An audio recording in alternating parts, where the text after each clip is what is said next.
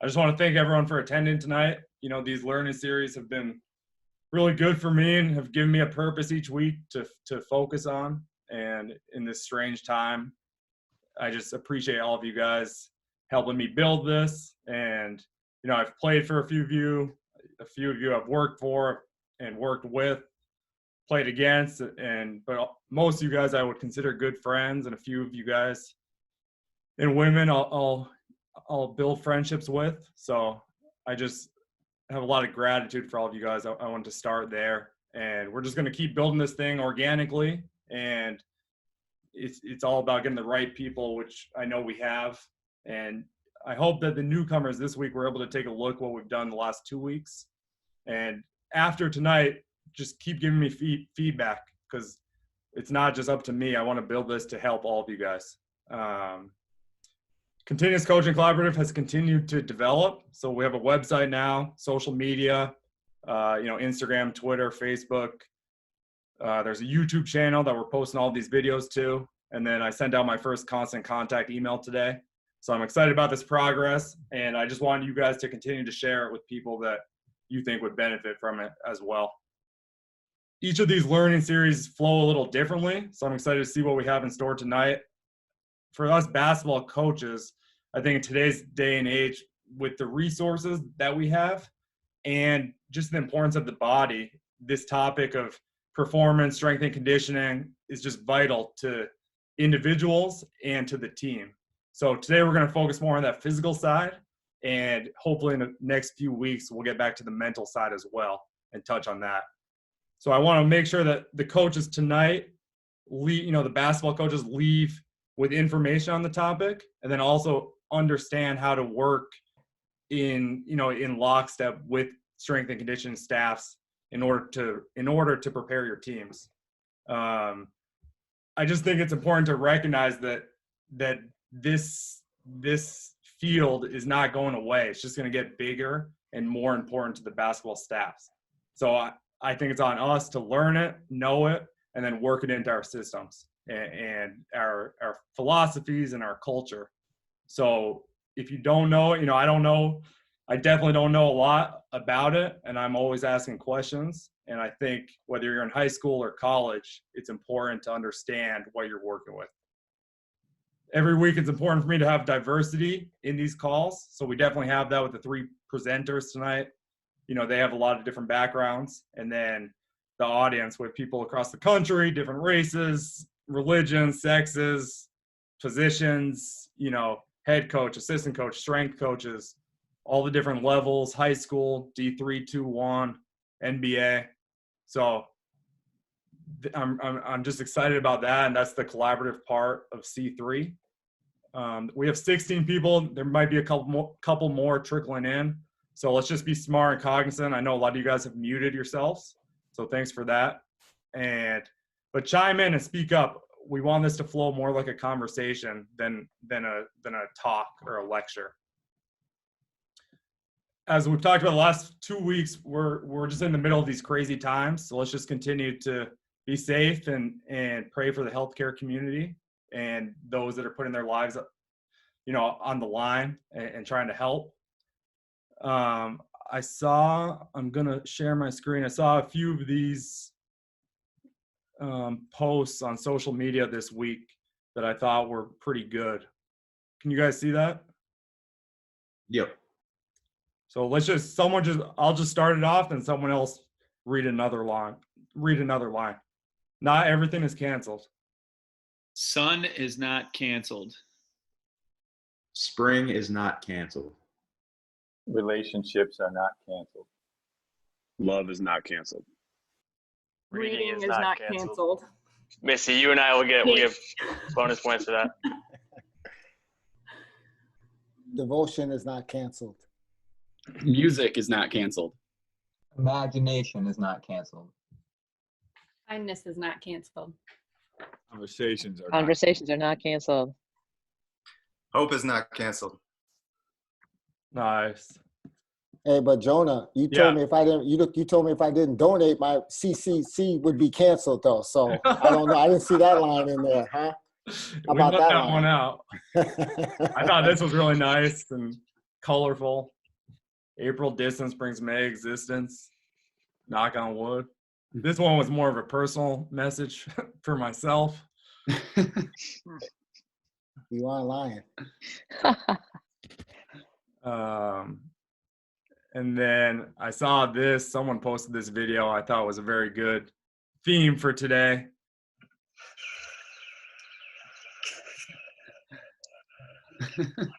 Yeah, sign me up. So Innovation. yeah, when I get back to Creative. track, Jesse and Tina, I expect you guys to have something like this for us to work out with at our I'm on it. I have a TRX in a tree right now. That's my workout scenario. That's pretty good. Tommy, do you want to talk about your article also? Oh yeah. So first of all, that first post that you saw, I saw that this week. That we all read. That was really good. That really hit home. Much along the lines of that, I'm going to share the link in the group chat here. And I'm sorry, this was last minute. I sent it to Jonah to try to get up, but he'll put it. He always sends out an email as well to follow. But that link to that article I just sent you is I don't even remember the title of it. I just sent it. It's related to COVID-19, obviously, and everything going on in sports coming to an end. So the author of the article talked about 4 different perspectives and lended advice to us as parents, as coaches, as friends, as everything. He talked about the emotions, the perspective, the resiliency that's needed, and the opportunity. And when it came to opportunity, he talked about a JFK quote that is the Chinese definition of crises, and what it means is 2 words. One is like obviously dealing with crisis, but the other one is opportunity.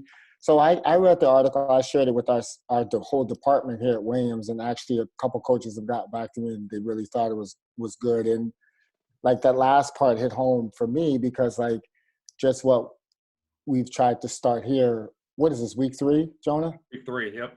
Like, you know, it in like the darkest of times, like for me personally, like right now, what my role here is at Williams as a way more administrative than I ever wanted.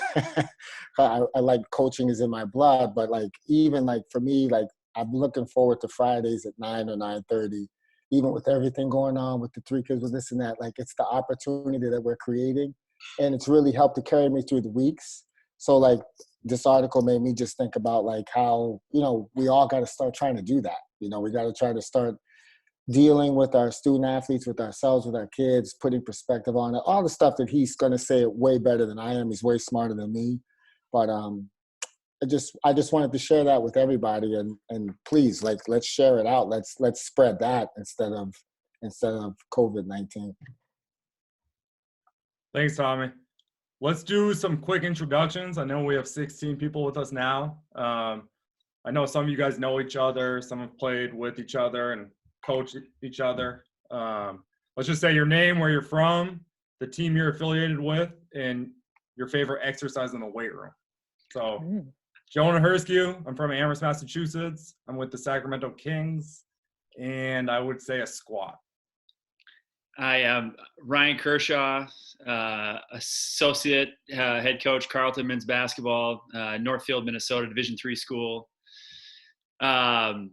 Favorite workout, this is related to COVID. We've had a Peloton in our house for about 6 months, and the shoes did not get out of the box. My wife's did right away. But the shoes, for my personal shoes, did not get out of the box until about 3 weeks ago. And I've actually been able to use some of the different workouts and stuff. So from that standpoint. Jason Manikowski. I born and raised in Milwaukee, Wisconsin. I currently work for the Indiana Pacers. I guess you could say this is technically finishing up my first year with them. Although I've been with the organization for 5 years, spent the last 4 with our G League team, the Fort Wayne Mad Ants. And my favorite exercise in the weight room, chin-ups. Upper body guy myself. I do remember that about you, Jason. All upper. Jason skips so many leg days, guys. So I'm Missy Mitchell-McBeth. I'm from Texas, a small town right on the Red River. I'm currently the head strength and conditioning coach at Byron Nelson High School. I was at TCU. This is my 4th year at Byron, I was at TCU as a strength coach for 7 years prior to that. And I'll give you guys a little bit more details because it's kind of part of my like presentation later. What's your favorite workout? Oh, that's the other question. Yeah, my favorite lift is RDL. Just for the viewers, Coach Adam Call and Coach Missy and I were all at TCU at the same time together.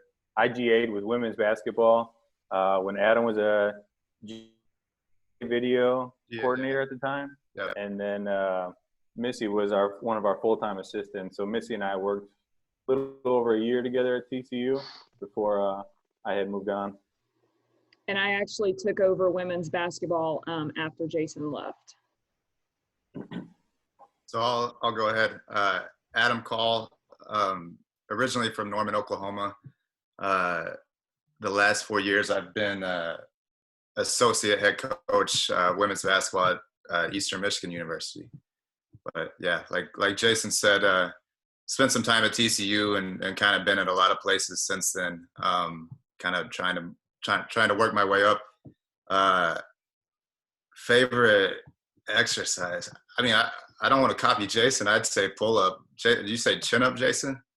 Here? Yeah. I'll go pull up. Yeah. I like it. Here we go. I'll go next. My name is Matt Nelson. I'm originally from the west suburbs of Chicago, and currently I'm the assistant coach of women's basketball at Lewis University, so Division II in the Chicagoland region. I would say a favorite workout in the weight room is going to be a goblet squat. So now I just pick up my kid and do it.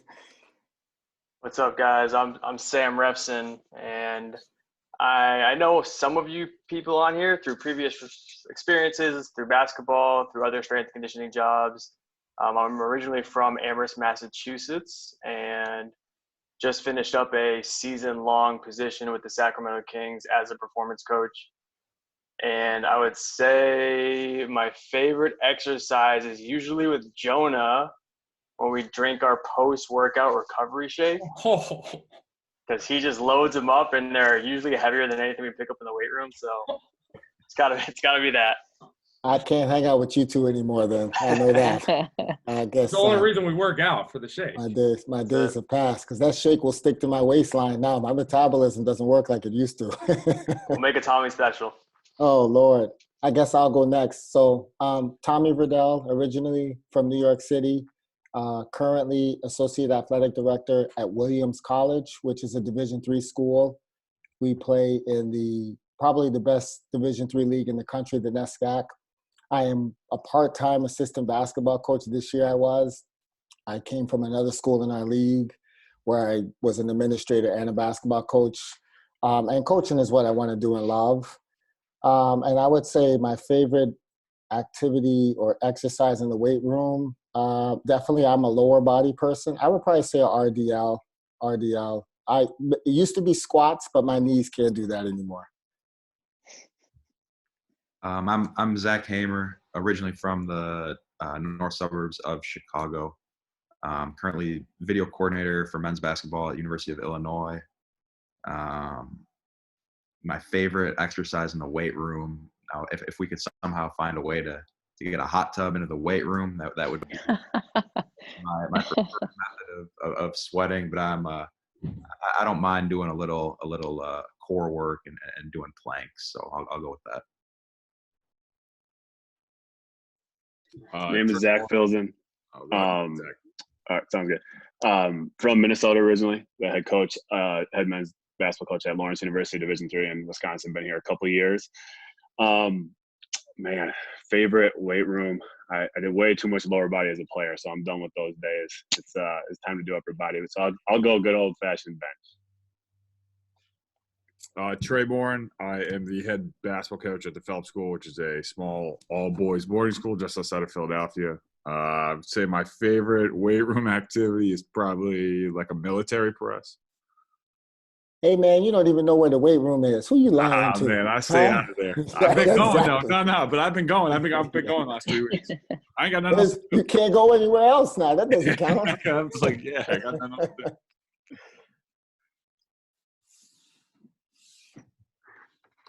I'll jump in. I'll go next. I'm Tina Murray. I just finished, or almost finished second season with the Kings. Hopefully we get to finish it soon. Prior to Sacramento, I was at the University of Louisville for 14 years, I think it was. And before that, I was at UConn and Cornell. So in college athletics for a long time in the strength and conditioning performance director roles. Thanks for including me, Jonah. Favorite exercise? Sorry, I can't just do one. Lower body, single leg squat, upper body, definitely push-ups.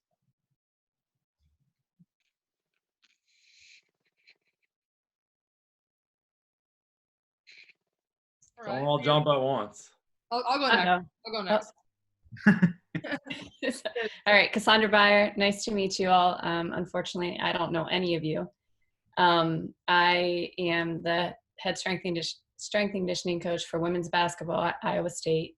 So hopefully all the people that have been at TCU don't hold that against me. But thank you for letting me all join. I appreciate it. All right, I am Katie Jones. I'm at the University of Louisville, just finished my 3rd season with the women's basketball program. I am also from the north side of Chicago, and my favorite exercise is bench press. Which suburb? Fox Lake. Zach, I don't know. Well, It's like northwest. north of them, yep. You can't go northeast because the lake's there, so a little bit northwest. Basically in Wisconsin, but not quite. I still claim Chicago. All right, guys, I'll go. I'm Jesse Green. I'm from a small country town in South Australia. I currently work at the Sacramento Kings as well, along with Tina, and worked with Katie previously as well at University of Louisville with their women's basketball program. I'm a performance analyst, just finishing up my 2nd season as well, or whatever we're calling this. And my favorite exercise in the weight room is the incline barbell bench press. Nice, Jess.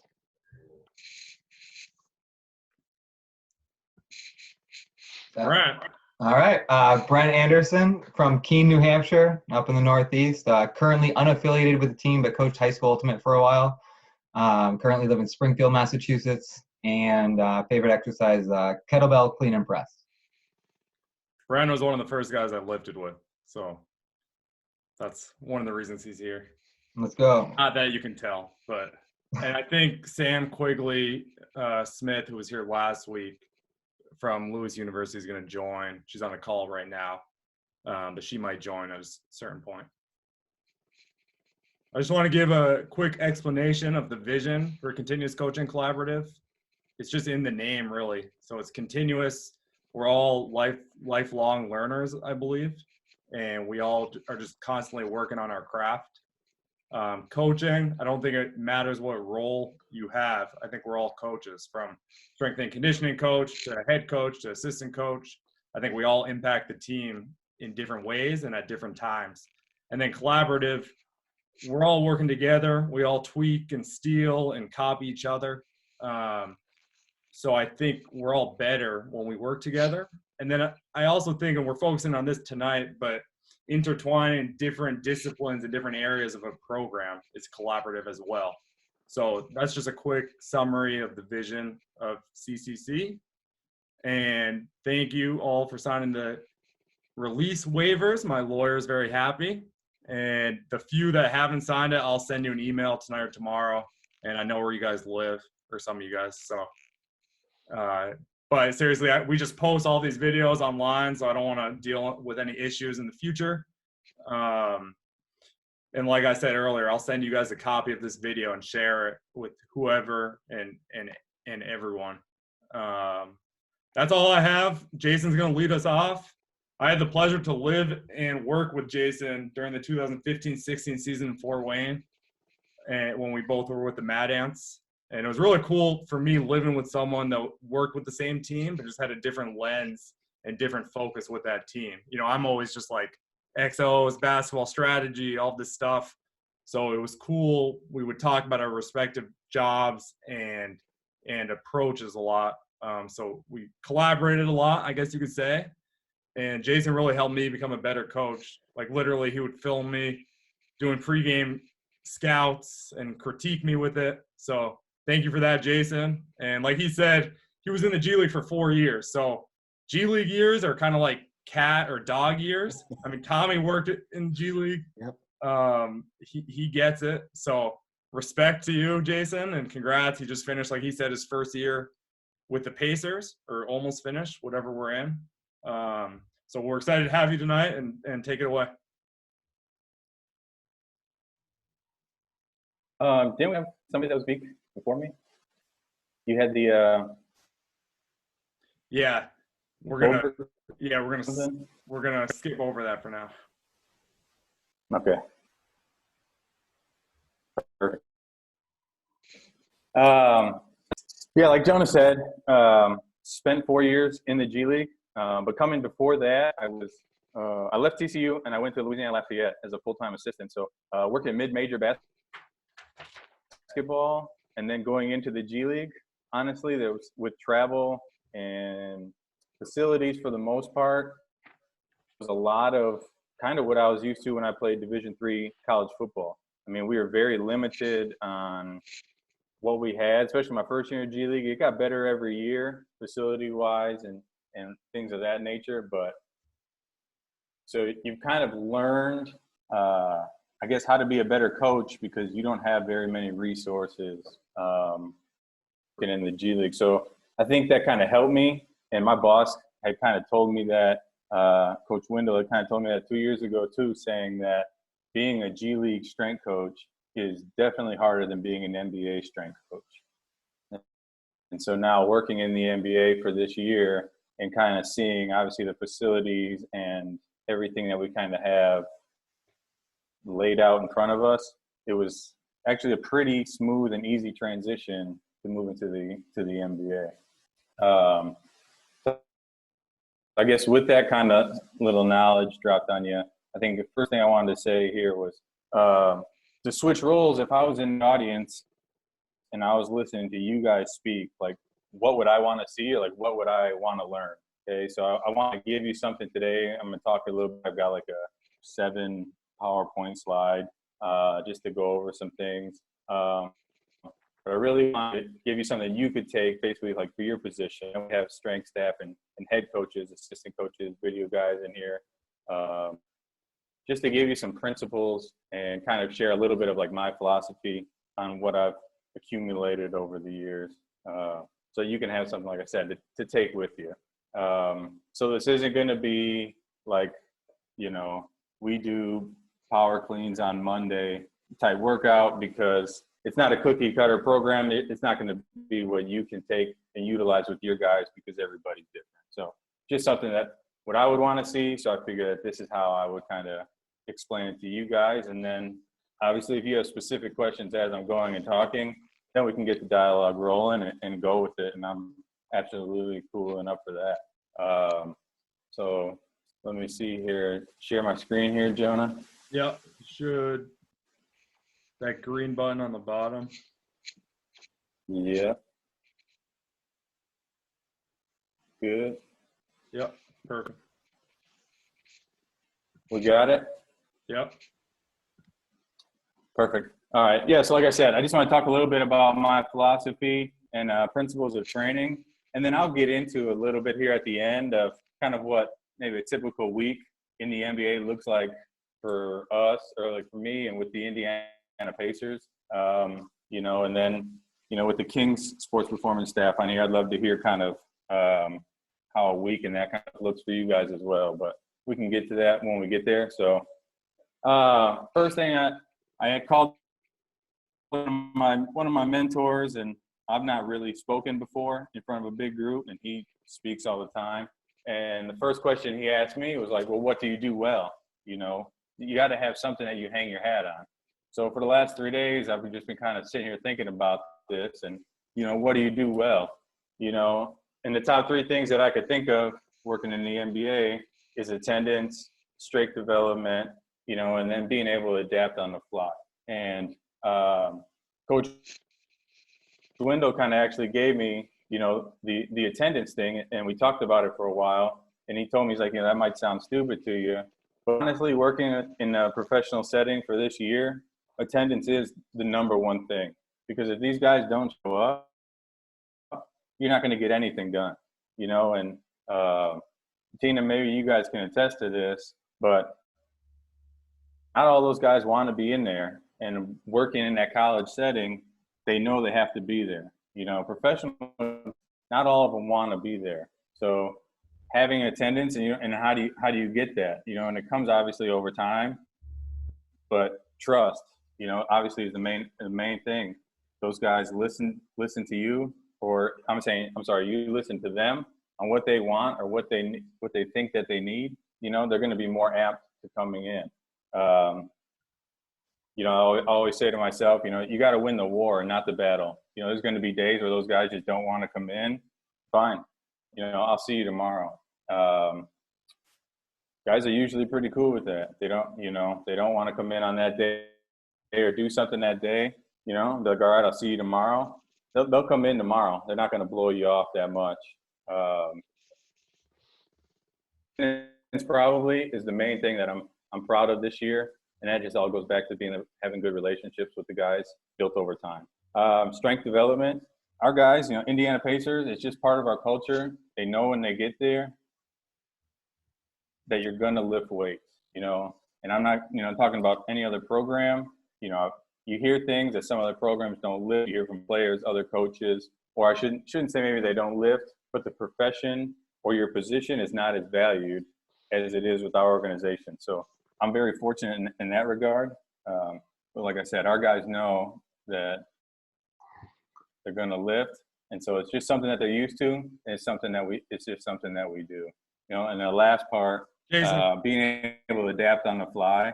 Jason, quick question with that. Like, how is that communicated to the players? Like when they sign a contract or the first day of training camp, like that's said by the head coach, that's said by the GM, that's said by you guys. Like, how do they know that's part of being an Indiana Pacer? That they're going to lift every day. I think a lot of that comes from former players and the current vets that we have on the team now. So when a new guy comes in, obviously when a new rookie comes in, he's deer in the headlights. Doesn't know, just goes, you know, where everybody tells him. But usually when our new guys come in, our vets are usually already in the weight room, and it just kind of follows suit. But I think a lot of our culture of things that we do is, I guess, policed by the vets. Cool. Yeah, thank you. Yeah. And like I said, last part, being able to adapt on the fly. You know, like I said before, you know, with the G League, we didn't have the first year. We had an old seminary college that Jonah can attest to. What was under basically had a wood court, concrete. We had concrete, a wood court laid over concrete, basketball hoops with the wood backboards. And the weight room was a bad hotel weight room that had a couple odds and end things, nothing real serious. So the whole year trying to get creative and get workouts for the guys to do and figure out things to do was like the challenge in itself. So that really taught me how, hey, if a guy comes in and he's like, hey, I got 10 minutes and I got to be on the court. Okay, what are we going to get done today? You know, so being able to adapt on the fly that way. And then also using it in the NBA sense right now is within our organization, every morning before practice, we'll have a sports medicine full staff meeting, us, our 3 PTs, our dietitian, massage therapist, all of us in the staff will meet just 20 minutes, go over each player from the previous day, or if we talk to him that morning, and then just kind of lay out if he's getting treatment, what he's getting treatment on, is he good, focus on this, stay away from this, let's try to do some more, incorporate this, or whatever the case may be. And we'll go over each guy every morning. So I know as soon as, you know, whatever, Miles Turner walks into the door, I know exactly what's wrong with him, what he's dealing with, if he needs to focus on something more today within stretching or his activation or whatever the case is. I know that before Miles ever walks into the door. So if I had a plan written out and, you know, our head trainer, Josh, if Josh says, hey, Miles can't do any lower body today, you know, he's going to work out in 20 minutes, you know, there goes your program for the day. And you got to scrap it and be able to, like I said, adapt on the fly. So I think my years of coaching at the college level, obviously in the G League, had kind of prepared me for the NBA lifestyle, if you will. Getting into that real quick, philosophy, just something like I said, you've got to be able to hang your hat on something, and if you're in a constant pursuit of getting better, you've got to be able to have a concrete foundation, and so doing things better than we've done them before, it's just always like the belief in that is always that everything matters, like I said, some guys may come in 15 minutes and I got my individual shooting with coach, I got to get out of here, everything that we do in the weight room has to matter, and the guys have to know that it matters. So we're not in there wasting their time and trying to do a bunch of stuff. I don't know, that maybe pat your own ego or whatever the case, but believe that everything matters. So when the guys come in, they know I'm not wasting their time. How are we going to get there? The style that we do that, great effort, concentration, and enthusiasm. Okay. I'm not the biggest rah-rah guy. I actually got out of college football because of it. But, you just don't accept negative attitudes in the weight room. Like I said earlier, I've had cases where guys just, for whatever reason, up late, girlfriend, whatever, didn't play the night before, they're pissed off at coach, and they come in, don't want to do anything today. Fine. I'm not going to fight that battle. You don't want to do anything today, I'll see you tomorrow. Usually when you say something like that, guys have been pretty receptive, be like, no, I'll do it. Or like I said, if they don't, then they usually do come back that next day. And then just also let them know that the weight room is just not, there's no complaining and no excuses. It's not the, whatever you want to call it, the old round table. If so-and-so didn't play last night, he's complaining about coach's play calls. We cancel that immediately. And I let guys know, I don't control your playing time. So what you got to say to me doesn't really matter. And to me personally, I've been successful with it. So in my 1 year with the guys, so it's been pretty good. Last thing I just want to say about my philosophy, I think the philosophy then leads to competition. Okay. Once everything is in place, and when I'm talking about that, I'm talking about movement qualities and things like that within the weight room. Then we're always trying to compete and push one another, push guys individually. If it's moving more weight, if we're lifting heavier on a certain day, guys will see like, oh, how many reps did so-and-so do, or how much weight did he lift? Oh, I'm going to try to beat him. And then we just kind of push each other. We always kind of let each other know where we're at and push each other in that way. One thing I forgot to say was that I've been fortunate with the Pacers is that we also have another assistant coach along with our director of sports performance. So the other assistant in my team in half. So I have 8 guys. He has basically the other 8. And the 8 guys that I have are usually most of our younger guys, our rookies, like I said, younger guys, most of our non-rotation guys. So I get to, when we start talking about programming here in a little bit, I get to do some things that obviously you'd have to make modifications for if you're doing with somebody who's, playing 30 plus minutes and has been a vet for a little bit longer. So just wanted to throw that in there for when we get to the program part a little later. Other than that, we can get into the in-season principles. First principle here, in-season principle, like I said, things that I hang my hat on when I'm designing workout programs for my guys. I had told Jonah that I would like to talk about maybe like a full year of programming. But then when I got to thinking about, like I said, what if I was in the audience, what would I want to see? And I kind of realized that the in-season from October till, March this year, but if you're going all the way to the NBA Finals, you're going to June. So that October to June or April to June-ish is the longest uninterrupted block of training I have with these guys. And although I say uninterrupted, it's heavily interrupted. But this is, guys will go wherever they live in the off season, and then it's just a constant check-in on what they're doing. So this time right here is the uninterrupted time that I have with the guys. So our in-season principles, number one, is consistency. I take consistency over intensity all the time. And what I mean by that is that, I'd rather have player A come in and say, hey, I got 20 minutes, and he come in every day of the week. He comes in 5 days a week, versus player B come in and try to do 1,000,001 things in one day, get himself tired and sore, and then he doesn't come back to the weight room for another 2-4 days, whatever it is. Player A is getting 5 days of solid training where it's helping complement his daily load or his daily stressors of practice and travel and games and life or whatever. Where player B has just kind of pushed himself maybe 2 times during that week, but basically is only added to his stressors and not complemented them in any way, if that makes sense.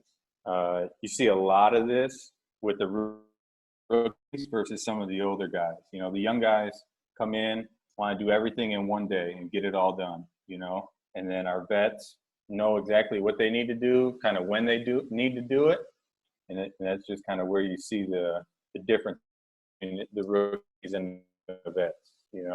It's train smarter, not harder. Second part there, we talk about minimal change.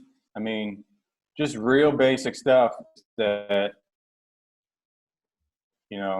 we don't need their bodies getting sore from a variety of stimuli. If they've been doing something consistently all off season or earlier in the year, they're not going to get sore, and you hear it all the time, being in college and things like that. Like coaches or athletes, they want to blame the weight room, when their bodies get sore, the classic line, coach had me squat yesterday, so my legs are sore today, but honestly, that couldn't be further from the truth. If we've been squatting for whatever amount of weeks, and whatever your protocol was, if you did 3x5 squatting, is the 15 total reps really what made your legs sore?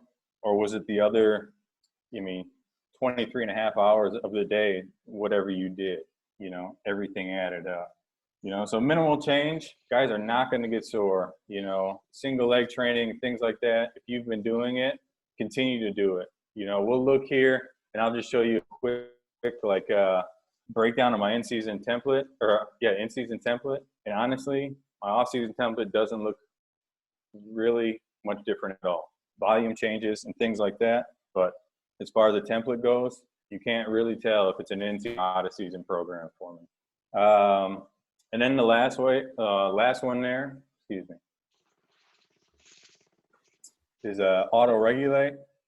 And honestly, it's just, obviously subjective and objective measures or means to manage fatigue, Definitely love technology and allows us to kind of put a number of value on certain aspects of overall training, but I think one of the most important parts that gets a little bit overlooked is just the human aspect of having a conversation with your athletes and just asking them how they're feeling. It goes a long way. It goes back into, what I talked about earlier with attendance, and what we do well. If you're asking guys how they're feeling and what they're feeling like they need today or things like that, creates more buy-in, and the guys then feel like they have an input on their program. They're definitely more amped to do the program, walks in the weight room and says he's not feeling today, you either make modifications to your workout, or if it's really that bad where he just says he can't, he's really broken down and tired, you just shut it down completely. You can have the greatest workout on paper, but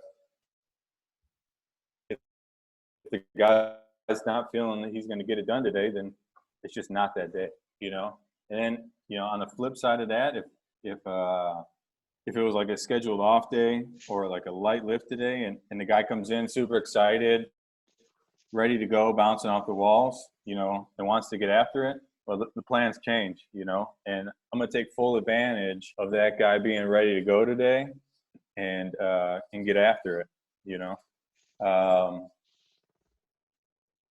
This form of auto-regulating, it just allows us to train our best on a daily basis, and it's no different than when, we had players come up to Coach McMillan, our head coach, at certain points during the season and saying, hey, we'd like to have the tomorrow off, or, can we just scale back practice and do film and shots, and listening to your players and your guys on what they want and having that input just works wonders for what you're going to want to get out of them later on down the road. That's one of the biggest things that I've learned being in a pro setting this year. We'll go ahead and move on there. Okay, in-season template, like I said, in-season template is not going to be very much different than the off-season. I'm fortunate at the NBA level, like guys usually go from the treatment table right into the weight room. And then we finish up with us, they're going right into the court. So it's got a nice flow to it. I'm very, like I said, fortunate in that aspect. So sometimes with the soft tissue and mobility stuff, they're getting all that worked on with our PTs before they ever come into the court. Same thing, activation. Sprint and jumping, just depends what guys I'm working with. Honestly, not doing a lot of jumping in season, but like I said, most of my guys are non-rotation guys. So we're kind of looking at daily loads with practice, and basically that's it, because they're not playing. We'll kind of determine some more of that jumping. I've noticed, not to get too in depth with it, but some of our player load monitoring, they're getting tons of volume, but they're not getting very high intense sprinting. So we try to incorporate some low volume but full out 100% sprinting within some of our throughout the weeks. Our strength lifts, as you can see right there, like my basic template within is a squatting movement, whether that's a back squat, front squat, some kind of lunge, step up, whatever. Hinge, heard a couple RDLs, definitely one of my favorites. Push for the upper body, whether horizontal or vertical. Same thing with a pull, upper body pull, upper body push, or vertical or horizontal, sorry. And then some kind of isometric core, whether that's anti-rotation, flexion, loaded carries, something in that nature. Easy Strength by Dan John, basically the same kind of template, was like all I programmed my first year in the G League, and worked wonders for us. Like I said, we were also really limited with some of the equipment that we had. So that book right there was a game changer for me during that time in my career. Energy system development, conditioning. And honestly, I don't have to do much conditioning with my guys that even though aren't in rotation, because something that I actually really appreciate that we do in our organization is our non-rotation guys, they play each other a lot. After practice, usually in shoot-arounds, late in the year in the NBA, we don't really have shoot-around anymore. We don't really practice either. But our non-travel guys are required, voluntarily required, to basically play each other 4-on-4. Our video guys get into it 5-on-5. And they play games, and they get up and down the court, and we get a lot of our conditioning those guys through playing. So that's actually been, I think, real beneficial, obviously, because you're working on your skill set, but then also it's not just pick whatever conditioning modality you want to do, obviously. And then some kind of, which honestly we don't have much time for usually, is the stretch after, because like I said, sometimes guys will come in saying they have X amount of time and they got to go. Usually we get done right from the lift and practice is starting. So that is the general template in season. Off season, same thing. I fluctuate with volumes and just kind of go from there. Here we go, typical week. So this is a weekly breakdown of one of my non-rotation bigs. Okay. Basically Monday right there, film, shots, and lift. That's the same as Friday shoot-arounds. I don't know why I had wrote it all out. And on my next slide here, I'll have his week of lifting, just to kind of show you.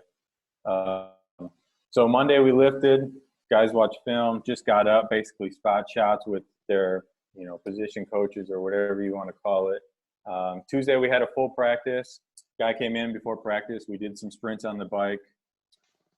Wednesday was supposed to be a lift. You know, this is how we kind of adapt on the fly. Wednesday was supposed to be a lift. My guy came in, actually had an appearance or something in the morning, and then treatment, had to eat breakfast, no time to lift. Practice, he came in after, said he was kind of tired from practice. We just did some core work, got some stretches in, didn't lift, you know. So now we moved it to Thursday, and we can talk about kind of game day lifts and what we're trying to accomplish. But like I said, non-rotation guys, I'm able to push some true strength training a little bit more than if, you know, I had one of my players that was going to play 30 minutes that night. Lift before a game, a lot of our players do. You know, we play 82 games minimum. In the season there, you play 41 of them at home and 41 on the road. If you don't lift on game day, you got very far and few between days here where you get a chance to actually get into the weight room and lift. When I was in the college setting, we were playing on Saturday, Wednesday and Saturday. Thursday would be our last lift of the week. You know, we didn't want guys to get sore and whatever else, you know, those kind of things you've heard growing up. But, you know, you just kind of find out it's all a myth because, you know, some of your greatest players in the NBA and all-stars are lifting right up until they run out on the court for tip-off. Friday, like I said, shoot around. That's where they got up and down, played 4-on-4, 5-on-5. Saturday, another game. And then Sunday was completely off, shut the doors down, or close the doors down. So shut the facility completely. So real, just an easy template here. Like you said, a little bit of soft tissue. Guys always come in right into the weight room and get onto a foam roller, and then I'll just kind of go over like what the day is going to look like and what we're trying to accomplish. You know, so like I said here, this is one of my young bigs, non-rotation guys here. A little bit of his mobility, just a little bit of core activation work. You can see that day one there. We get through a couple exercises, you know, and then we got to go to practice. So we could have had more planned that day, and I just had to, you know, pick the most important that I thought was important for him and for that day for what the time that he gave me. You know, as you can see, you know, on that day, his third workout of the week, we had full time, you know, to get a full workout in. So, you know, just last thing with the program, like I said, some kind of squatting, hinging, pushing, pulling, and core, you know, and if I got to cut things out, or push, upper body push will usually get cut out if that's the case. And just modify with the time I have and however that guy's feeling for that day. So a lot of rambling there, but I guess so. That's just kind of how, like I said, how I break down my in-season and the principles I have when I think about, you know, developing a program for each individual guy that I work with. I like to, if anybody's got feedback or questions or want to talk about something. Yeah, I'm actually, ready. I do have a question for you. So you said, like, same as all of us, you know, lift on Thursday after the Wednesday night game in college. Were you to go back to the college setting, would you have your kids lift on game day? I'm not saying no, you know, but I also would think that it would come with a lot to do with scheduling. You travel less in college, you play less games. If we're at home and have the facility on non-game days, then I would, you know, stay with that. I would probably do more if I was back in the college setting. I would probably do more CNS type activation stuff, more of like an extended warm-up, you know, as you would want to call it, with the athletes that I was working on in the college setting. But yeah, I'm definitely not against it. Hey Jason, thanks for the presentation. I had a quick question on just monitoring your energy systems conditioning with some of your guys who are not getting many minutes. Do you do any sort of measuring in season? And if so, what does that look like? Or even preseason? Measuring in what aspect? Aerobic capacity and or anaerobic capacity. We get with the NBA, we get the the second spectrum stuff. So with the aerobic stuff, to say that we measure it, I mean, it's obviously more of a question for my boss in that aspect. But we get total with the second spectrum. We get the total mileage within the guys. So I can kind of take my non-rotation guys and compare them to other guys within their position. You know, so if I have a center that runs an average on 3 miles a game, I can set up my conditioning barriers for my non-travel center or my non-rotation center to kind of mimic and match those distances. So I kind of do it that way. Make sense? Sure. Thanks. Yeah. Hey, Jason, I was Yeah. wondering, how does, like with the load management and all that goes with that, how does like the weight room, how is that helped or hurt by load management? And like, what are they trying to accomplish with load management? Like when I hear that, I get it, they're trying to keep the bodies fresh and all of that. But like what I was always taught is that that's why we build up our body in the weight room. So like, how are all of those working parts for someone who's not like a weight person, you know, strength and conditioning coach? I hear this and I'm like, isn't that why you go to the weight room? Like, could you like elaborate? Jesse Green. Yeah, I mean, Tommy, I'm with you. I don't know. I think, you know, for within our organization, our load management is we load manage practice. You know, if you follow our organization, we're usually a middle to bottom playoff team every year. We don't have the biggest stars in the league.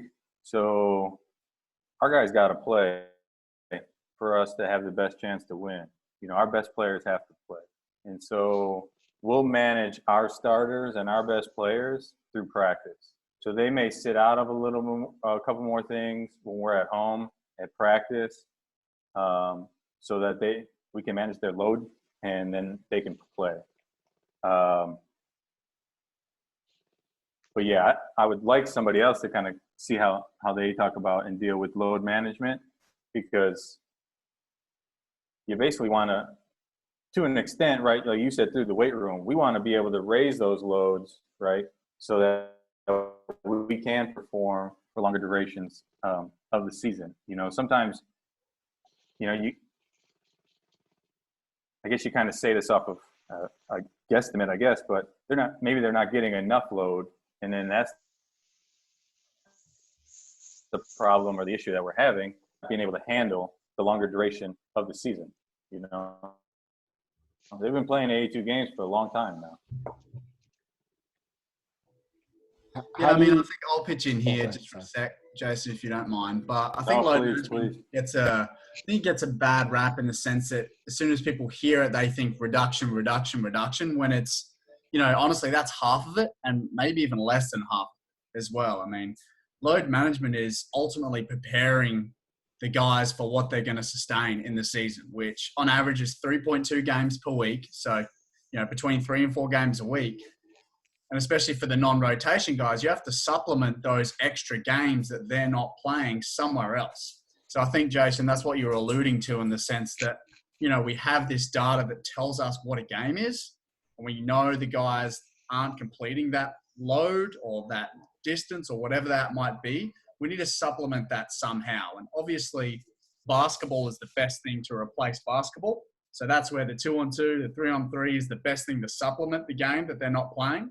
But if that's not possible, then we sort of have to go down the rungs, you know. Maybe if we can't get 2-on-2 or 3-on-3 going, then we might have to get an individual workout going. If not, then we might go down to some pure conditioning, and then we sort of keep going down these priorities based on not only logistics, but also, you know, the individual bodies.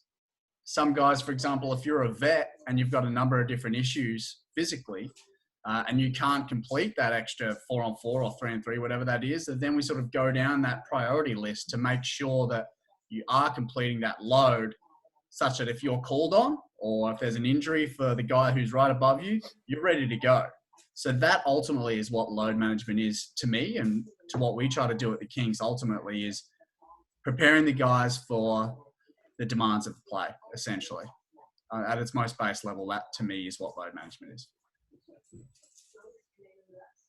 See, the way you just described it, like the way you load management, but that makes a lot more sense to me than like you. So that's the thing. Like when I think about the Kings, I don't think about the guys missing games, which means your philosophy of what you're trying to do has them ready to play in the games. You know what I mean?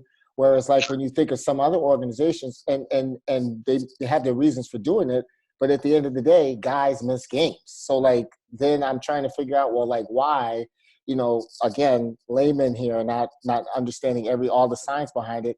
If my body was stronger, I could play more, you know, like that's what, you know, and like, even like with us all collaborating today on this, I feel like that's the real problem, is that like us as coaches are not working hand in hand with the strength coaches, like, you know, like this, to get the players to be out there, to have a culture where we say, hey, listen, I don't care if you're the second guy or the seventh guy, your ass is going to the weight room today because this is going to help you be better, do the workout that they're saying, point blank, period.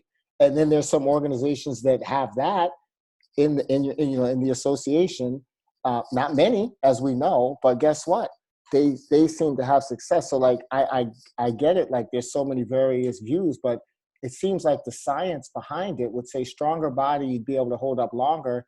That would be what it is. But it, you know, I'm confused as to why it isn't. No, that's definitely the case too, and I probably didn't do a good job of answering that part of the question directly. But there's no doubt that a stronger body and a fitter body definitely increases your load threshold, or how much load you're able to tolerate safely, essentially. And there's been some research studies that have looked into that in a few different sports, but anecdotally, and if you ask most people around the league and around the world, essentially in different sports and different professions, but your stronger, more resilient athletes and your fitter athletes are more likely going to be able to handle that load better. From handling it during the game, handling it from a recovery standpoint, from a preparation standpoint, those qualities, strength and fitness and all of these things that we chase in the weight room are certainly important when it comes to load management. 100%. Gotcha. Thank you. I'm curious. Go ahead, Ryan. No, you go ahead, Zach. So I'm curious, for those of you in the NBA, what is the relation between like the coaching staffs and the strength and conditioning staffs? Like, how much are you guys communicating on the same page with like similar objectives? Is that different for each franchise? Like, what's that relationship look like?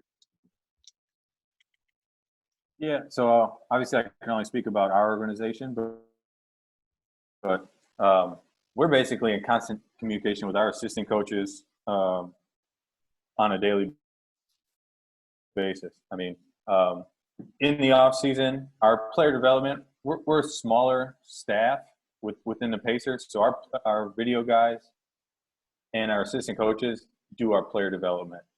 So we'll sit down at the beginning or at the end of the season, talk about each guy individually, go over an off season kind of plan that guy, and then it's like a daily kind of check-in meetings with what they're doing on the court. Obviously, they're wearing their player monitoring equipment, so we're getting data in that sense. But it's each guy.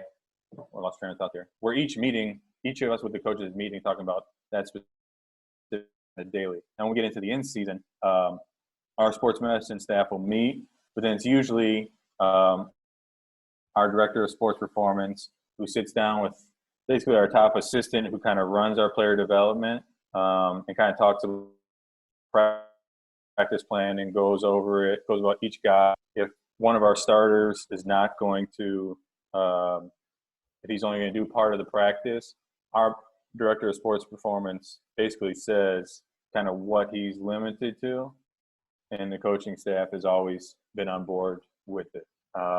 He also sits down and has that meeting with our head coach. So everybody's on page before coaches and team go into the meeting. Coaches know exactly,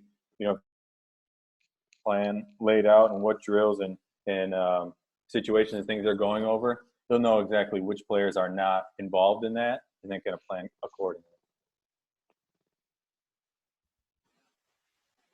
Tina, you want to jump in there? Sure. I wasn't sure if Jesse was going to jump in, but we have a new coaching staff this year. Jonah and his comrades came along last summer, so we're building really, I think, a very strong relationship with them. We work closely with them. We basically do a full analysis of the season when the schedule first comes out. So we start really macro, and we go from the season analysis down to a monthly analysis within the season. We look at each month, how many games do we play, home and away, travel distance, East Coast, West Coast travel, things like that. And then we look at a weekly plan, and then we look at the daily plan. So we basically go from big picture right down to sort of the daily micro plan. And obviously the daily plan varies based on a number of factors, but we try to be as organized going into the week as we can. So we lay out a weekly plan with our coaching staff. We know when our games are, we know when our practice opportunities are. We know generally when we have a bigger opportunity to get a more intense practice, and when we have opportunities, day before a game, for example, when we want to have a lighter practice. So we use some different language around coding to communicate what we're looking for on any given day. And Jesse, who's here on the call, he in real time analyzes everything and has built out the drill book. So we sort of know from our coach's standpoint which drills they do sort of fit most appropriately into any kind of a practice scenario. So we're a work in progress, but I would say we communicate extensively, and we're getting to a point where I think there's a strong level of trust with the new coaching staff, and it's going fairly well. And Katie's on the call too from Louisville, and I would say it took a lot of time there, but over the course of probably 12 or 13 years at Louisville, we got to the point where the performance coaches were the ones that were writing the practices and developing the practice plan each day, and then in real time we were working with the coaching staff on the implementation front and managing players in real time. So that might mean that, we're pulling some key players out, starters out towards the end of a practice because they've already sort of hit the loads that we're looking for on that day. And likewise, we might keep 2 or 3 players who didn't get as many reps or as many touches in a given practice. We might keep them around at the end of practice to get some supplemental conditioning or a few more reps. So that's what we're kind of used to coming into this environment, and that's certainly what we're striving for in terms of an integrated approach with our coaching staff here. Zach, just from the other side, like the way I think about it, and Jesse and Tina and Sam, tell me if this isn't the way I should think about it, but like they're giving us the roadmap to the week, to the day, and then in real time they're giving us the feedback, and then after the fact they're, as Jason would say, adapting on the fly. So because like the classic example I can think of is like they say it should be a low volume day, and Luke comes in and he's pissed. We didn't show up last night, and we're going to run. Like, we're going to scrimmage, we're going to do whatever, even though we all maybe know that that's not like the recommended level for that day. But like the head coach is pretty much always right when it comes to how to manage the team. He's getting a lot input from his assistants, from management, from ownership, from performance staff. So it's a really difficult position to be in. So I think what they do a good job of, the performance staff, is they give us a blueprint. We try to follow it. It's never perfect. And then, I might be running a 3-on-3 and Jesse tells me, okay, 2 more games, and he's tracking how much they're running and all of that. And then maybe if we went too long or not long enough tomorrow or the next day, we'll adjust that and we'll adapt on the fly.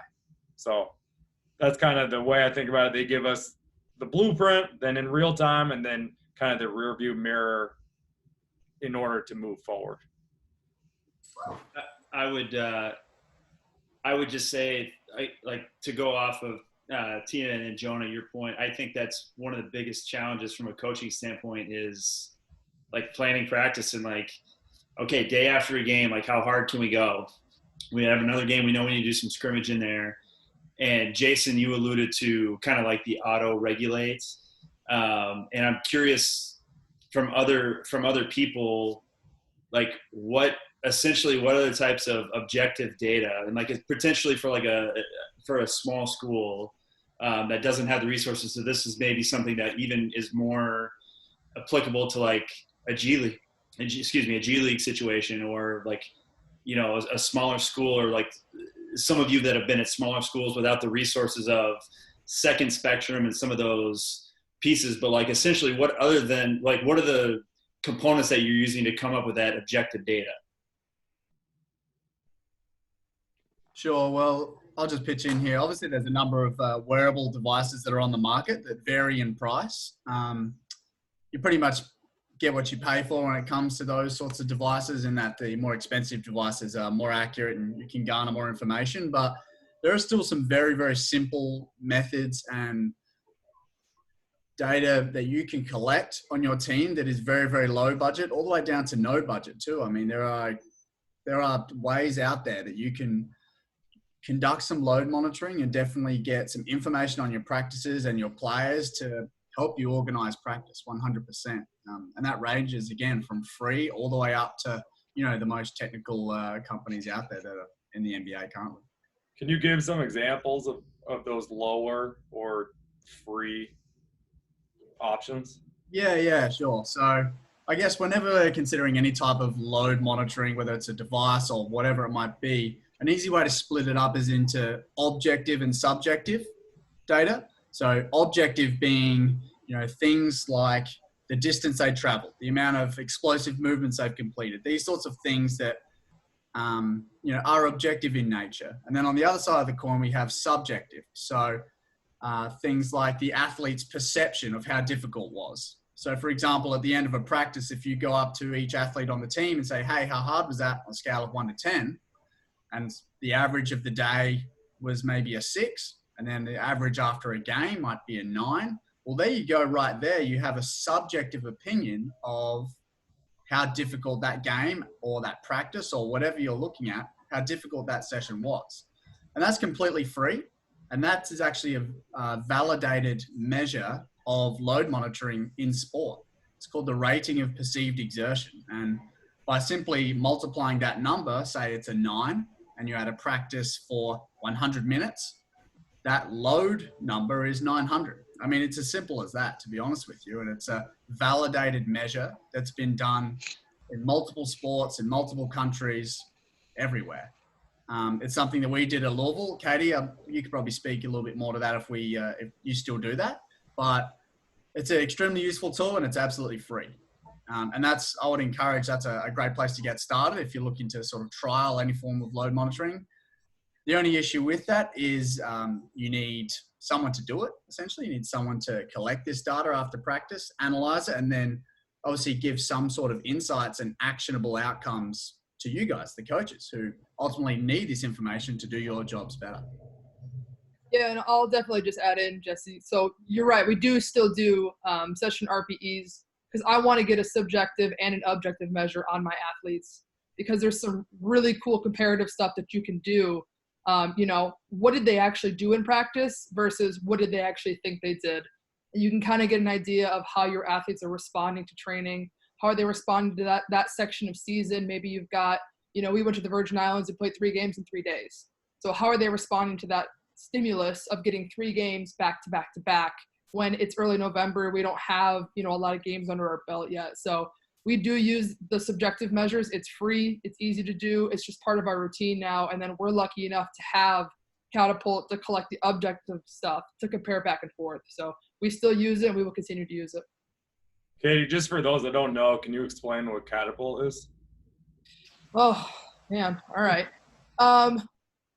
Jesse, would you be able to explain a little bit in a little layman's term? I mean, yeah, sure. I mean, Catapult is essentially, it's a wearable device, probably half the size of your iPhone, essentially, that sits in essentially a custom-made sports bra that you've probably seen in sports, multiple sports, particularly field-based sports. And it measures a lot of different things, but on its very base level, it measures how much, in a way, it measures how much distance the guys are covering or the girls are covering, how quickly they cover it, and how explosively they cover it. Yeah, that's what I was going to say. Perfect. So just to kind of piggyback off of like subjective measures, again, I'm at a high school, so we have no tech. I'm my own staff. I'm not at every single game. But for us, every week is the same as far as our schedule is concerned. So it's just as simple as like, I have a few indicator athletes on each team that I'll just go up and have a conversation of, hey, how do you feel today? So it's kind of an RPE, but I'm not necessarily writing it down and recording it because I just don't have the resources to do that kind of data analysis. So, but it can be just as simple as, you know, like I had a kid that was taking, it was a volleyball player, and she's taking something like 80 swings a match, which is ridiculous. And, you know, I'm just talking to her the next day, like, how does your shoulder feel? And okay, here's how we're going to modify you in the weight room as a result. So sometimes, like, you know, Jason alluded to it, we a lot of times can take the human component out of it, but, you know, how they feel is how they feel, subjective or not. For sure, and that's certainly an effective way to do it. I mean, when you find those athletes that you know and that you trust that can give you a global overview of how the team may be feeling, that's certainly an effective way to do it, for sure. All right, good deal. Let's keep it moving. Unless anyone else has something for Jason. I think Sam's gonna talk next. One question real quick, yeah. Jonah. Yep. Jason, just with all your different levels of experience, if you could go back to mid-major basketball with more limited resources, like what's one or two changes that you think you would make, or you would like give advice to a strength coach in that position that could just make it, you know, more efficient? I think the main thing, when I look back on the work that I've been able to do in the college setting, I'm more free and open, like I said, to being able to adapt. Whereas when I was in the college setting, you kind of feel like you're the hammer and everything else, so everything becomes a nail. You know, this was the program, this is what we're doing, you know, and they did it. Whereas in a professional setting, it's a lot, you know, at the time, but now I'm a lot more individualized in that aspect. I definitely would go back into the college setting with the individualization of each, for sure. Cool. Thanks.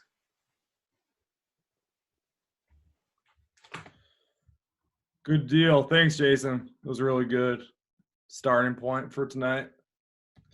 Sam's gonna go next. Sam graduated, like he said, I think 5 years ahead of me at Amherst Regional High School, and he played for Tommy, like both of them said. And then Tommy actually coached my AAU team. So Sam and his teammates, we were in like 7th grade. They were seniors in high school, and they would come practice with us and make our practices pretty intense and pretty difficult. But I grew up idolizing these guys, and Sam being one of those guys. So fast forward maybe 15 years or so, it was pretty cool, and just an honor to work with you this year, Sam, and finally getting to know you on a personal level. And you guys will see he's one of the more genuine people that you'll meet in life. And I was trying to get him to move into my apartment all year, and he finally did about a week before the coronavirus hit. So I got 1 week. He told me he was waiting for you to leave. That's what it was. Well, he could have stayed then. He got a big apartment now. Hey, by the way, Jonah, not for nothing, but guess what? Next time you're going to idolize somebody, let me know, because neither one of you can shoot. So this is the problem. You were idolizing Sam. Now, you both locked up on defense, but, you know, we got to score too. Okay? We had enough scorers. Just layups, man. That was – you can make layups, yes, but they put down that 3-point line. We got to score too, all right? Sometimes we can make layups. But anyways, just Sam, it was really cool learning from you and all of our philosophical talks, and just watching how you go about your business. So the floor is yours, and go ahead. Cool. Well, thanks, Jonah, for organizing this. I think, at least selfishly, from my point of view, I think these conversations need to happen more often between the strength coach and the basketball coach. Like typically the conversations I have are with performance staffs. And as you alluded to earlier, Jonah, we spent a lot of time together more on a personal level this year. So I was really fortunate to bounce a lot of ideas off of you, and I felt really comfortable challenging you. And I think it was a very harmonious relationship. I think the best way this would work is if you guys have any questions while I'm talking. I have like a 4-slide PowerPoint presentation. Any questions, feel free to interrupt me during it, or if you want to talk after, that's totally cool. For the basketball coaches out there, I would challenge you to think about, for the next 4 slides, 15 minutes, do you think this model can work in your program?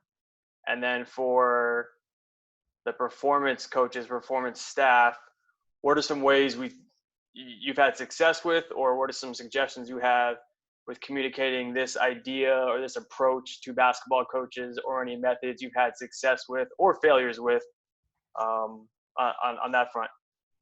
So lucky me, I got to spend a lot of time with Tina and Jesse this past year.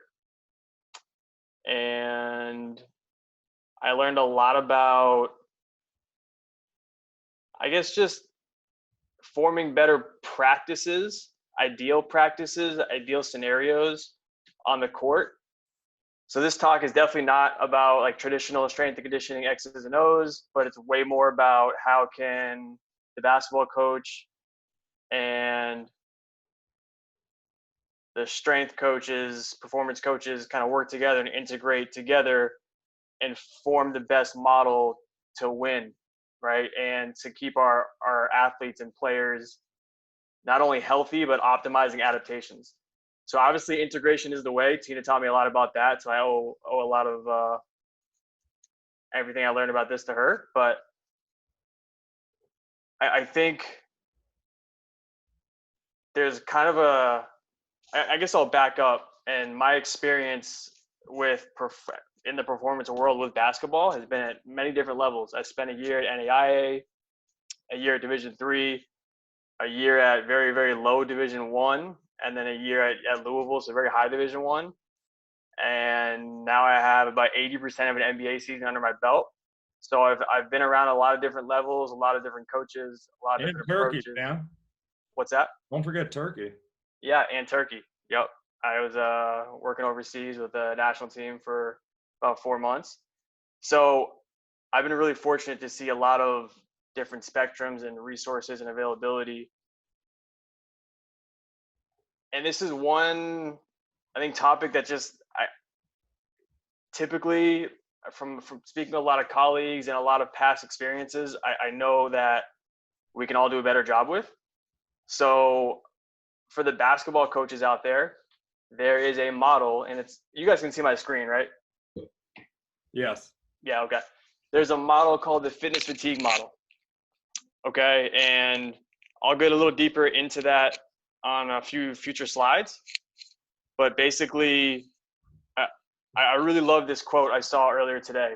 Recovery breeds adaptations, and adaptations obviously breeds results, right?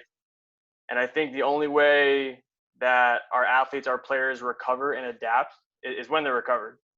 So we train them, they suffer a little bit of fatigue, then they recover, and then we see the adaptation, and we see this bigger, badder version of that individual who's more robust, more resilient, ready to take on a lot more load on the court.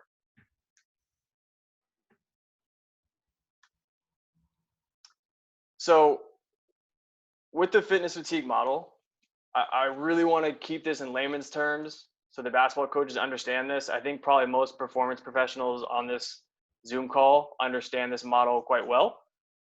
So let's just talk about a game, right? We played a game yesterday, and our players who played 30 plus minutes are definitely suffering from some fatigue today. Okay. So as you can see, maybe this is the day after a game, definitely fatigued, but they've also gained some fitness during that game. So you can just kind of look at fatigue as, I guess, negative adaptations and fitness as positive adaptations. So if you're thinking about a baseball pitcher, if a baseball pitcher pitches a lot, they're going to gain some arm fitness. So it's more just a very general term. I guess we can look at it as being prepared for what the player is about to do, being prepared for a 40-minute game, etc. So the player played, they're fatigued, they gained a little bit of fitness, but that fatigue down here has definitely masked that fitness. So it's way more than the fitness. So therefore, they're a bit more tired than they are seeing positive adaptations. And then this is kind of the performance landscape, right? So their fatigue, performance decreases. Once they recover, fatigue is less, performance is higher, right? It's a very simple, it makes a lot of sense. Very simple concept, right? When I was with the Kings, we had a weekly journal club, and it was really, really great because we had a lot of different minds in there. We had definitely individuals from the performance staff. Jesse came a lot, and he was really helpful. And then we had our whole analytics teams who looked at a lot more data with box scores. So there's a lot of different diversity of thought in that room. And here's a really good diagram on one of the papers that we discussed. And I know there's a lot of ink on here, but I really just want people to focus on the physiological adaptations. So we can think more heart, lungs, cardiovascular demand, being in game shape, okay, for the basketball coaches out there. And then there's also the biomechanical load, which is more joint loading, tissue loading. You can think of change of direction, right? That's a little more stressful on a knee joint than straight ahead running. So from a physiological loading standpoint, this could be our 5-on-5. This could be our 5-on-0, put 14 seconds on the shot clock, and this group needs to do 5 trips down and back to go through a whole set, okay? Not so much change of direction, way more demanding from the metabolic cardiovascular system, right? And then we could think of maybe like 2-on-2 half court. Okay, that's going to be way more biomechanical than 5-on-0 full court. There's also certainly going to be some physiological demands from that, of course. Or we can think like pick and roll half court defense, more biomechanical, more change of direction, more lateral movement. Okay. So with this approach, I just want to tie this all together, that this paper had a really nice diagram here of maybe we shouldn't have the same kind of practices every single day. And obviously, I don't like to speak in general terms. Obviously, not everyone does that. I've been in situations where practices have been 2.5 hours every day. Practices look exactly the same. They're kind of like this level every day, right? There's not a whole lot of variation. So if we look at the physiological load, the paper kept that constant. So we'll say the physiological load is the same, okay? And then we look at the biomechanical load. Again, this is the change of direction, more half-court stuff, more defensive work, if you want to call it that. The solid bars would be that example of that NCAA program who has 2.5-hour practices every day, doing a lot of the same stuff, not a lot of variation. Maybe not super, super high, but maybe not super, super low, right? Not really high enough to get the adaptations that we want to prepare them for game-like stimuluses, maybe a double overtime game, and definitely not low enough to aid in any recovery. And the dotted lines is maybe a new approach. One day we go really, really high in the biomechanical work, 3-on-3 half court pick and roll defense, half court team defense. And then the next day we go very low in the biomechanical work. So again, maybe there's that 3-man weave full court, 5-on-0 full court. Maybe time on legs is significantly reduced, maybe more shooting spot shots. And then the next day we're high again. Okay, so essentially, if this represents one day, this represents a second day, third day, fourth day, and so on. It's just kind of like a high-low approach. But it's very specific to the biomechanical loading of the joints and tissues. And I think probably we've all had some of those players who don't respond well to a lot of the biomechanical loading. And unfortunately, sometimes it will lead to injuries, specifically in the knees, etc. So Sam, I have a yeah, question. I think it's making sense to me. Just like, so this is represented 4 days, right? yeah, you can sure. Let's look at it that way. Okay. And like, I guess maybe you're getting here. So just tell me, we'll touch this later. But like, it obviously matters where the games are, right? Sure. Or not. Sure. Yeah. So you could probably, we could definitely say a day is a high biomechanical day. And as Jesse alluded to, 3.2 games on average a week. Yeah. Right. And this is different for NBA, high school, college, but let's say NBA. Sure. Sure. And I think this would probably be a little more useful maybe in like a preseason where there's not like a training camp. Yeah, exactly. Okay. And it's always been very interesting to me, obviously with more of my exposure being in NCAA, working with a variety of sports, that preseason is always the hardest time when the athletes are the least amount prepared. And I get it. You need to prepare them for the season. And I get it. Maybe they came in extremely out of shape, but there's smarter ways to go about it than just smoking them on 2-a-days for 4 or 5 days straight. And like the hard days have to be hard. Like they can't be easy. They need to be challenging, which means like more time on legs, more intensity, more high speed running.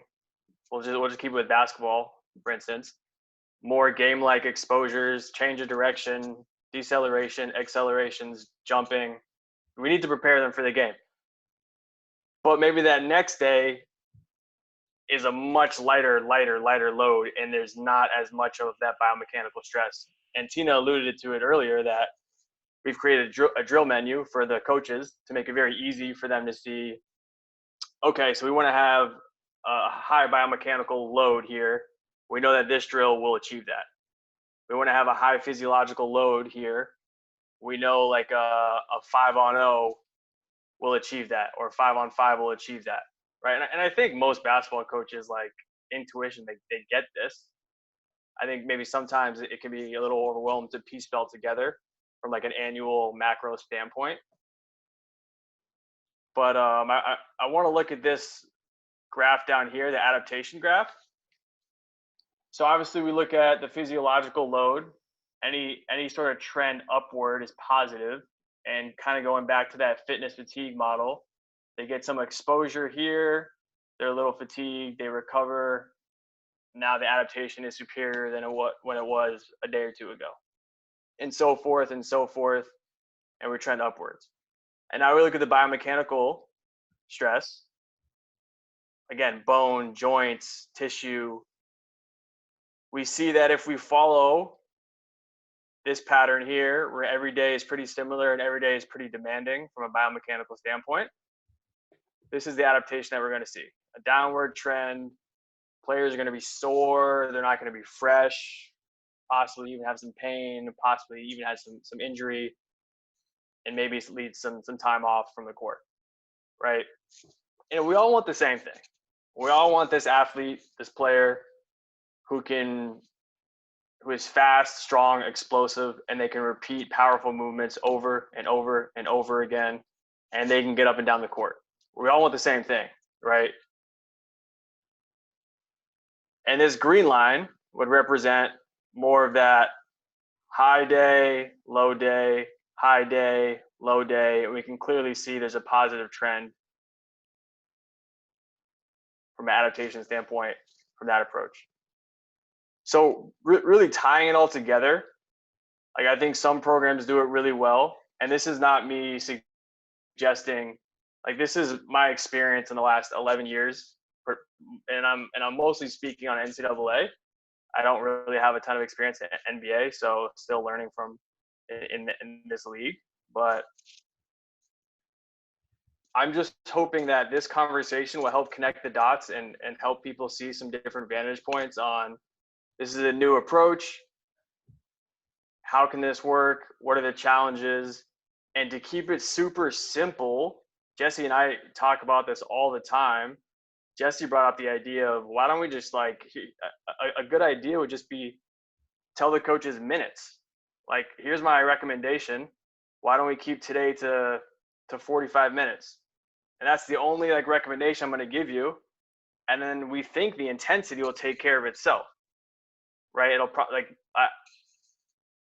I'd imagine you give a coach like recommendations of 45 minutes, and it's the day after a game. They probably understand that, okay, it's going to be a lighter day. We only have 45 minutes. Maybe let's walk through some stuff. Maybe we'll get some shots up, more of a technical day or a tactical day. Does this make sense? I'd love to hear from the basketball coaches to see if they could offer some. Yeah. So this makes sense to me. I get what you're saying. But like the thing I don't know if it's struggling with is that, especially at the lower levels of basketball, where players are just not as good as they can or need to be, there needs to be a certain amount of time they have to go in order to get better. So like, I always say this to myself, like, well, shit, if the day before the game's practice has to be scaled back and the goddamn day after the game practice has to be scaled back, when are we going to practice? You know what I'm saying? So like, sure. I hear what you're saying. Now, as I've evolved as a coach, you know, as I've gotten older and I have an understanding of that, but also at the same time, I realize, guess what? If guys or ladies don't get tired, they're going to play better. So like, how do we, so we have to practice at this level to make that kind of happen. I agree with you. Like, I think we overdo the beginning of the season and like preseason stuff. Like, but how can we like bridge all that together? Is that what you're talking about? Like the overall, the macro view, like it's a more continuous thing so that their shape doesn't dip down to here. So you have to bring it back up.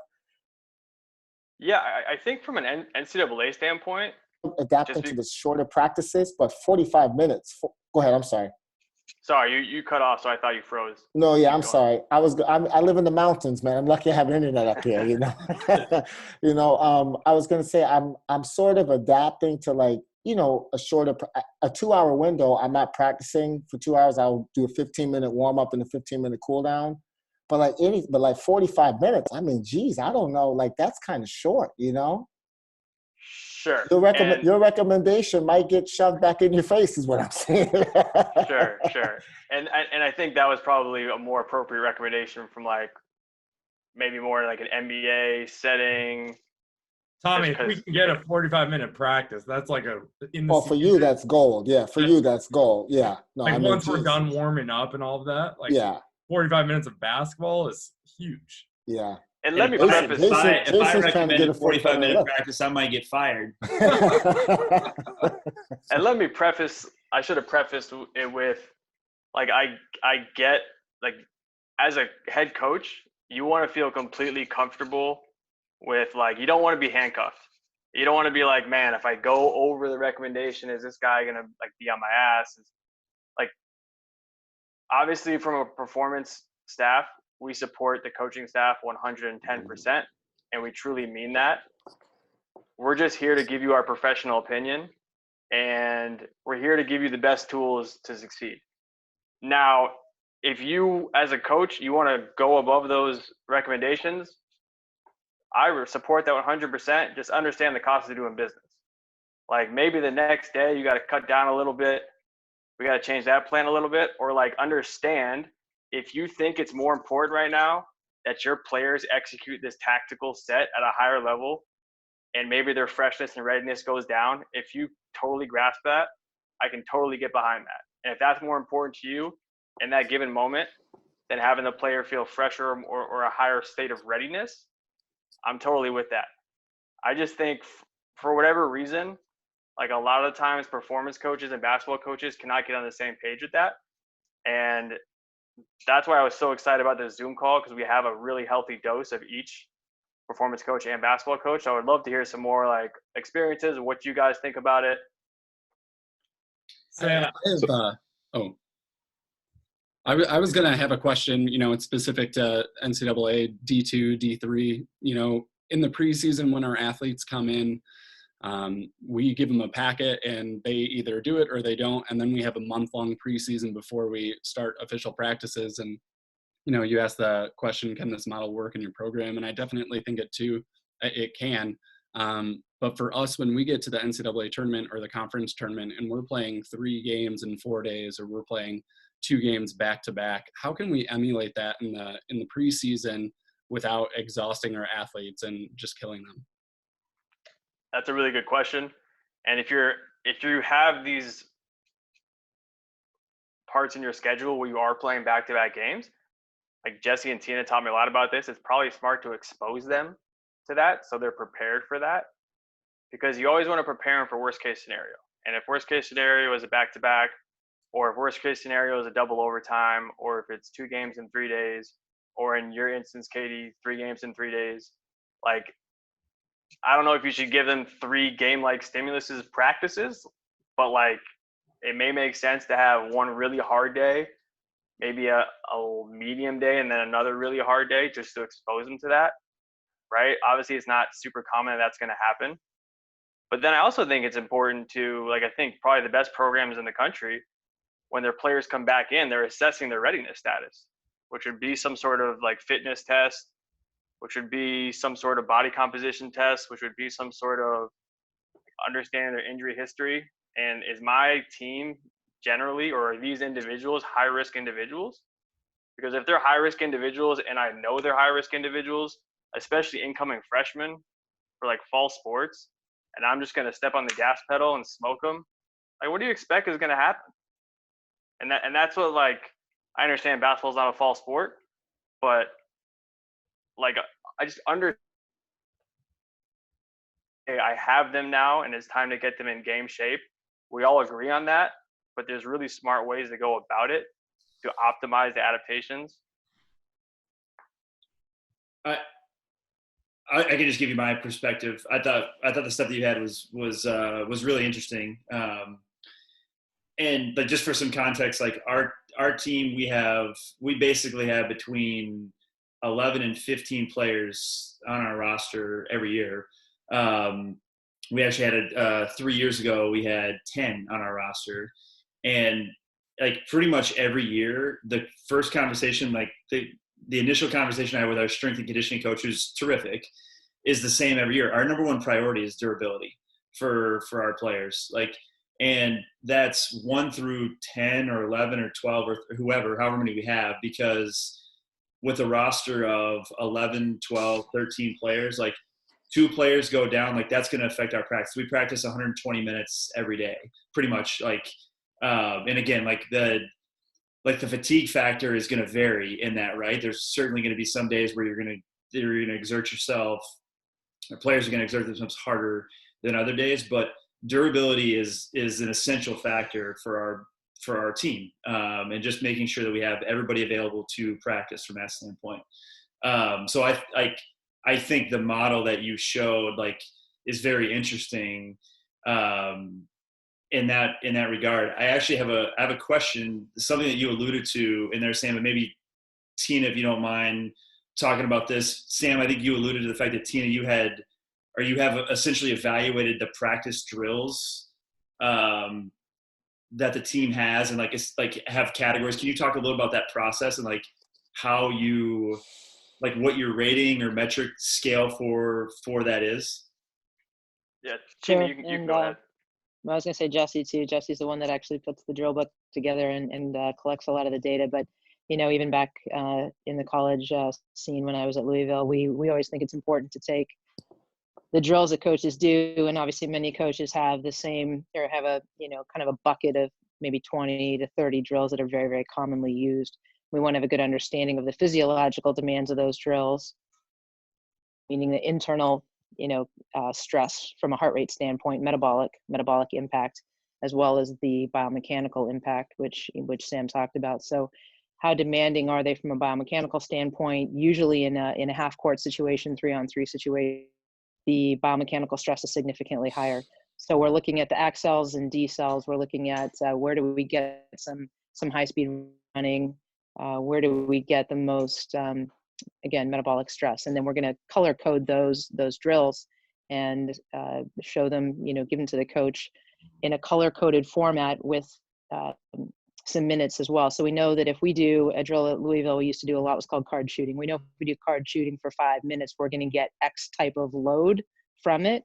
And it's going to give us these specific volume and intensity parameters. And then we're going to take that drill, if we know that that's a drill that coach is going to want to finish practice with, for example, we're going to work backwards and start building out this drill progression to try and hit, let's say, a load today. Let's say we go into practice today and we want it to be a game like practice and we want to hit a load of 1,000. And I know that's just an arbitrary number, but for those of you that use Catapult, that's a kind of a pretty good player load day.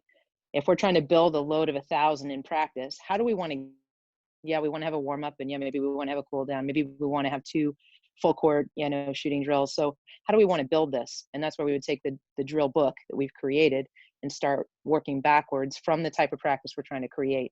Every coach, every basketball coach ideally goes into a practice knowing, all right, I want today to be more of a technical day, more of a skill focus, or I want today to be more of a tactical day, which is probably the day before a game where you're really working on the game plan, implementing your strategies. Or I want it to be more of a physical day. If you're going into a practice in preseason, there's a good chance you're going to want it to be a little bit more physical in nature, which means you're going to want to get maybe more time on legs and a little bit more full court up and down game pace. And so hopefully the coaches, we can start to use this common language of a technical day, a tactical day, and a physical day, and then start to work backwards, taking your drills to build that out. Jesse, anything you'd add on that?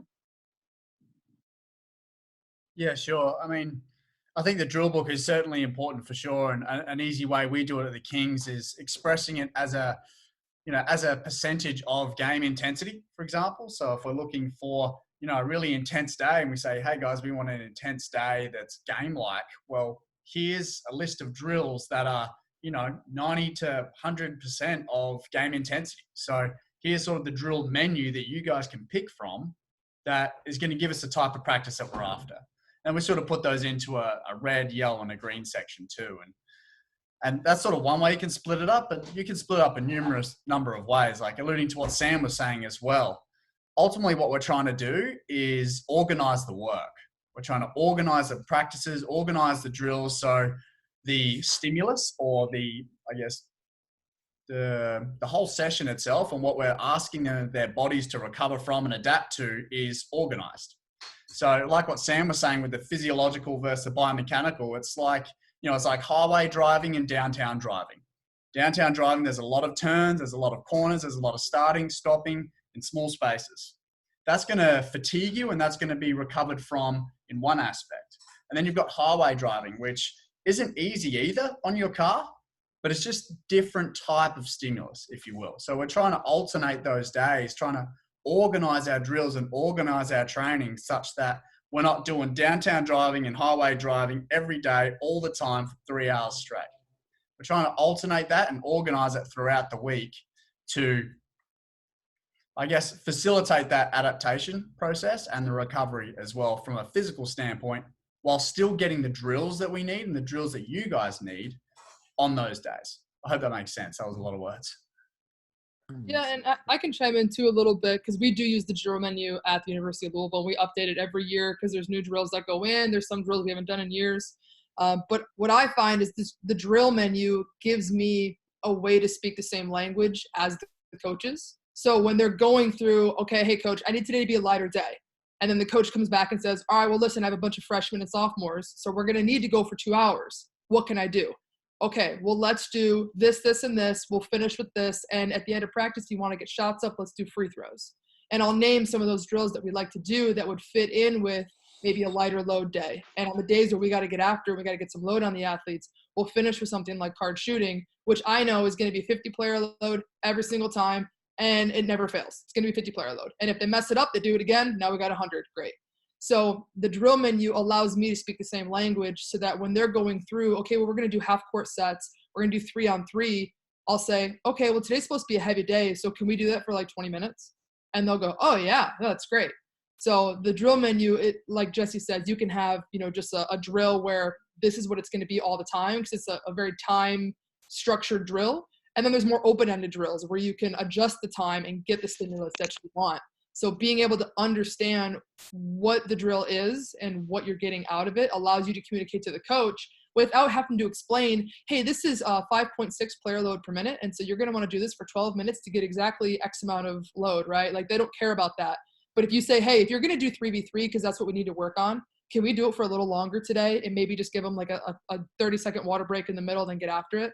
They seem to be a lot more receptive to that. The two things I'll add just to what everyone's saying about these is, one, another way you can think about it is also by category, right? So like the categories of like red, yellow, green, depending on how hard you want it to be.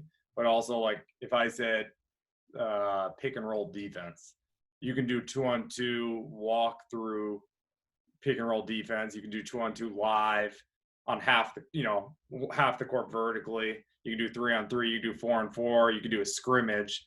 So I think we're also just building out each category of drills: pick and roll defense, transition defense, shooting drills, finishing drills, whatever, shell defense.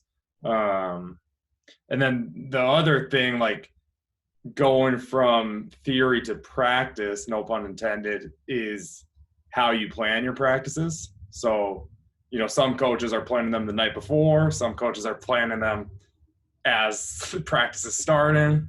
And again, it's so hard being a head coach and you've lost 3 games in a row and you got back from back to back, and like, yeah, practice is important, but there's always other things going on.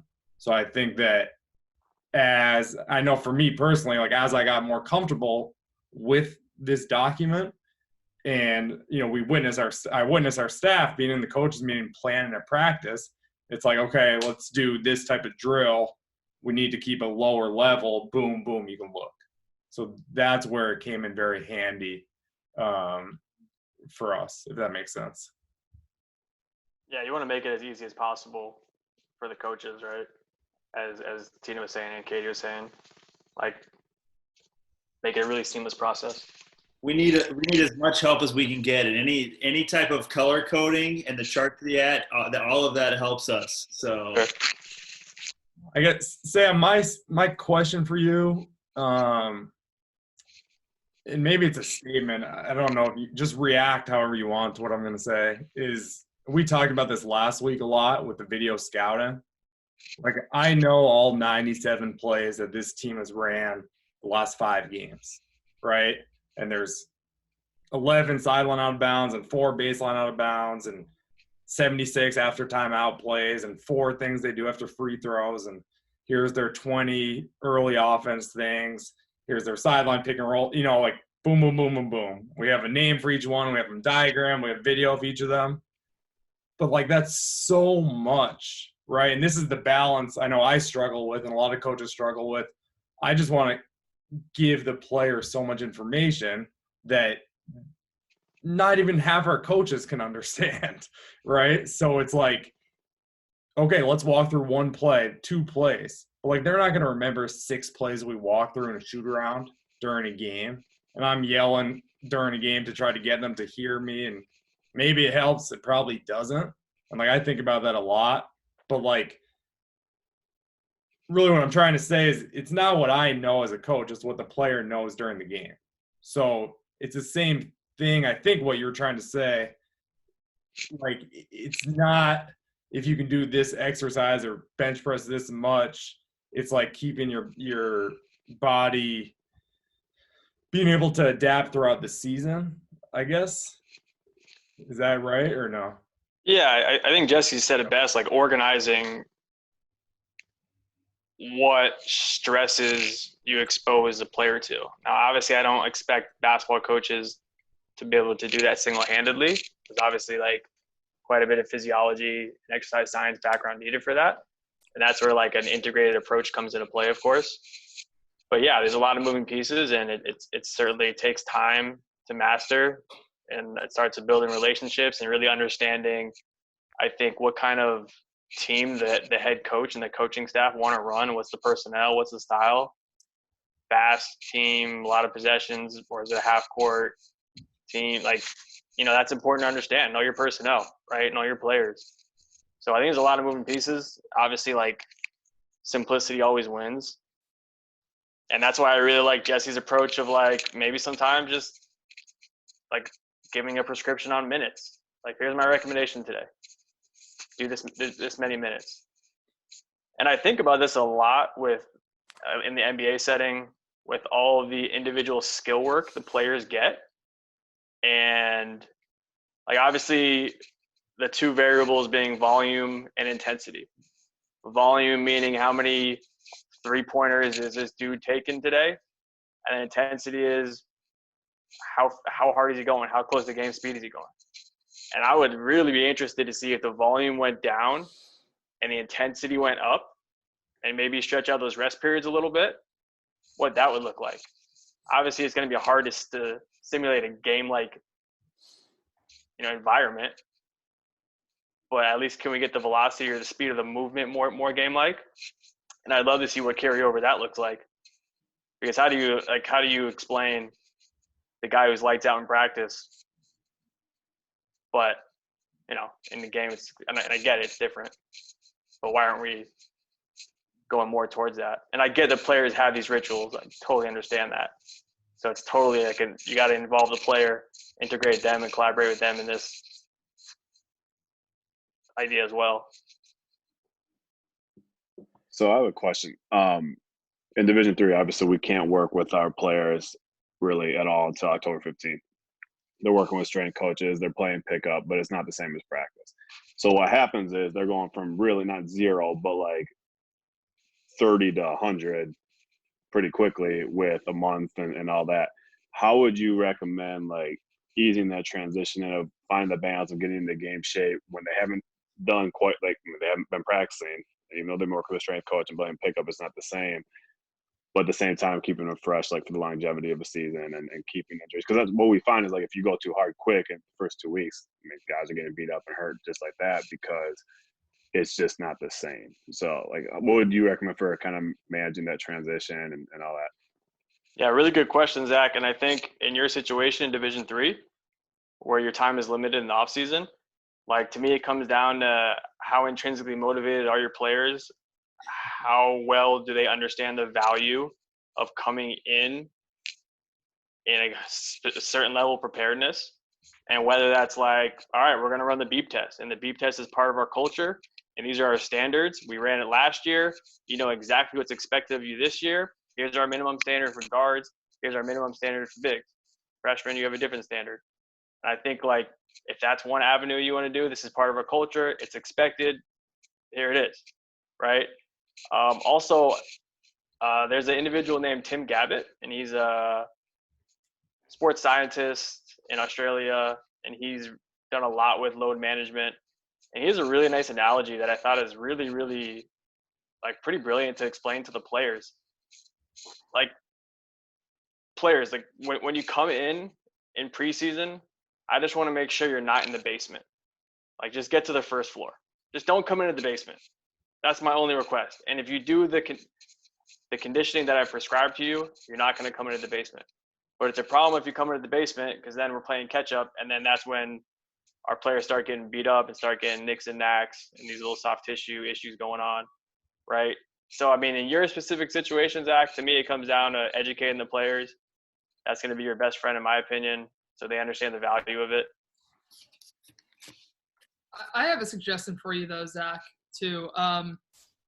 If you don't have a drill book, I mean, I'm sure your coaching, IQ would tell you which of your drills is going to be a little bit lower intensity and which is going to be like, all right, we're going to mess them up. We're going to do this drill instead. So understand which drills you would put in on a lighter day.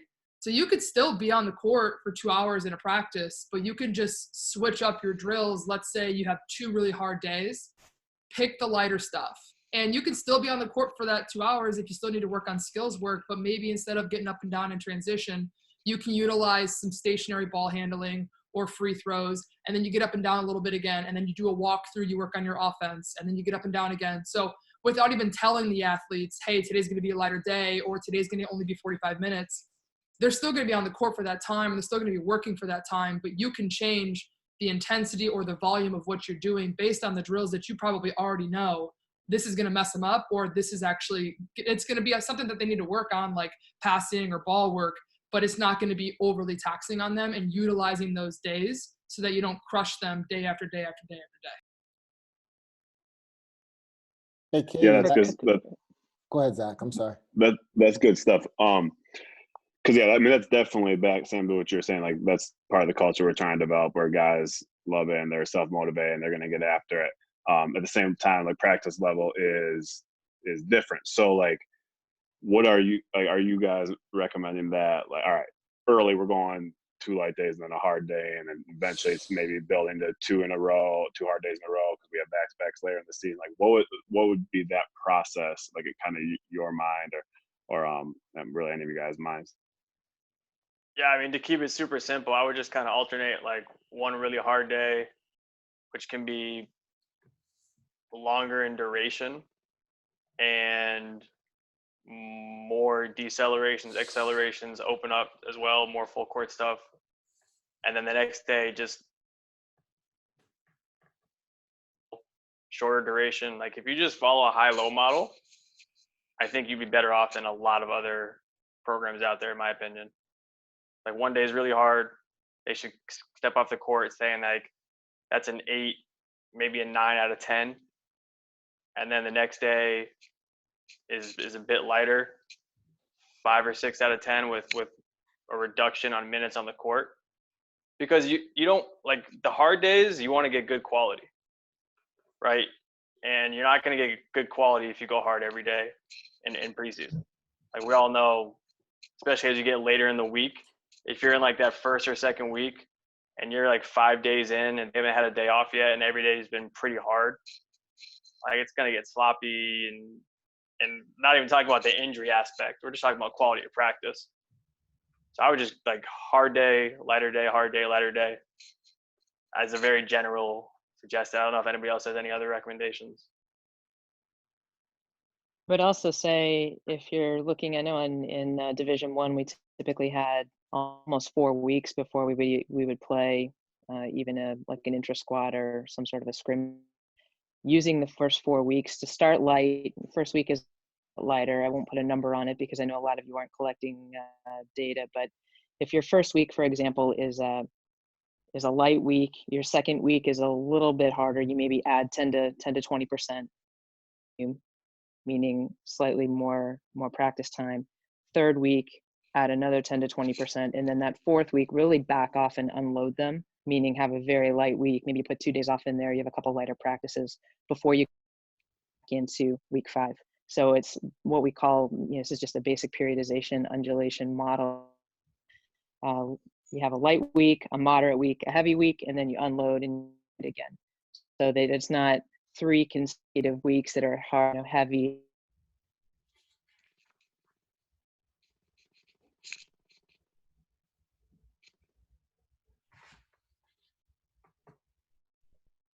Other questions?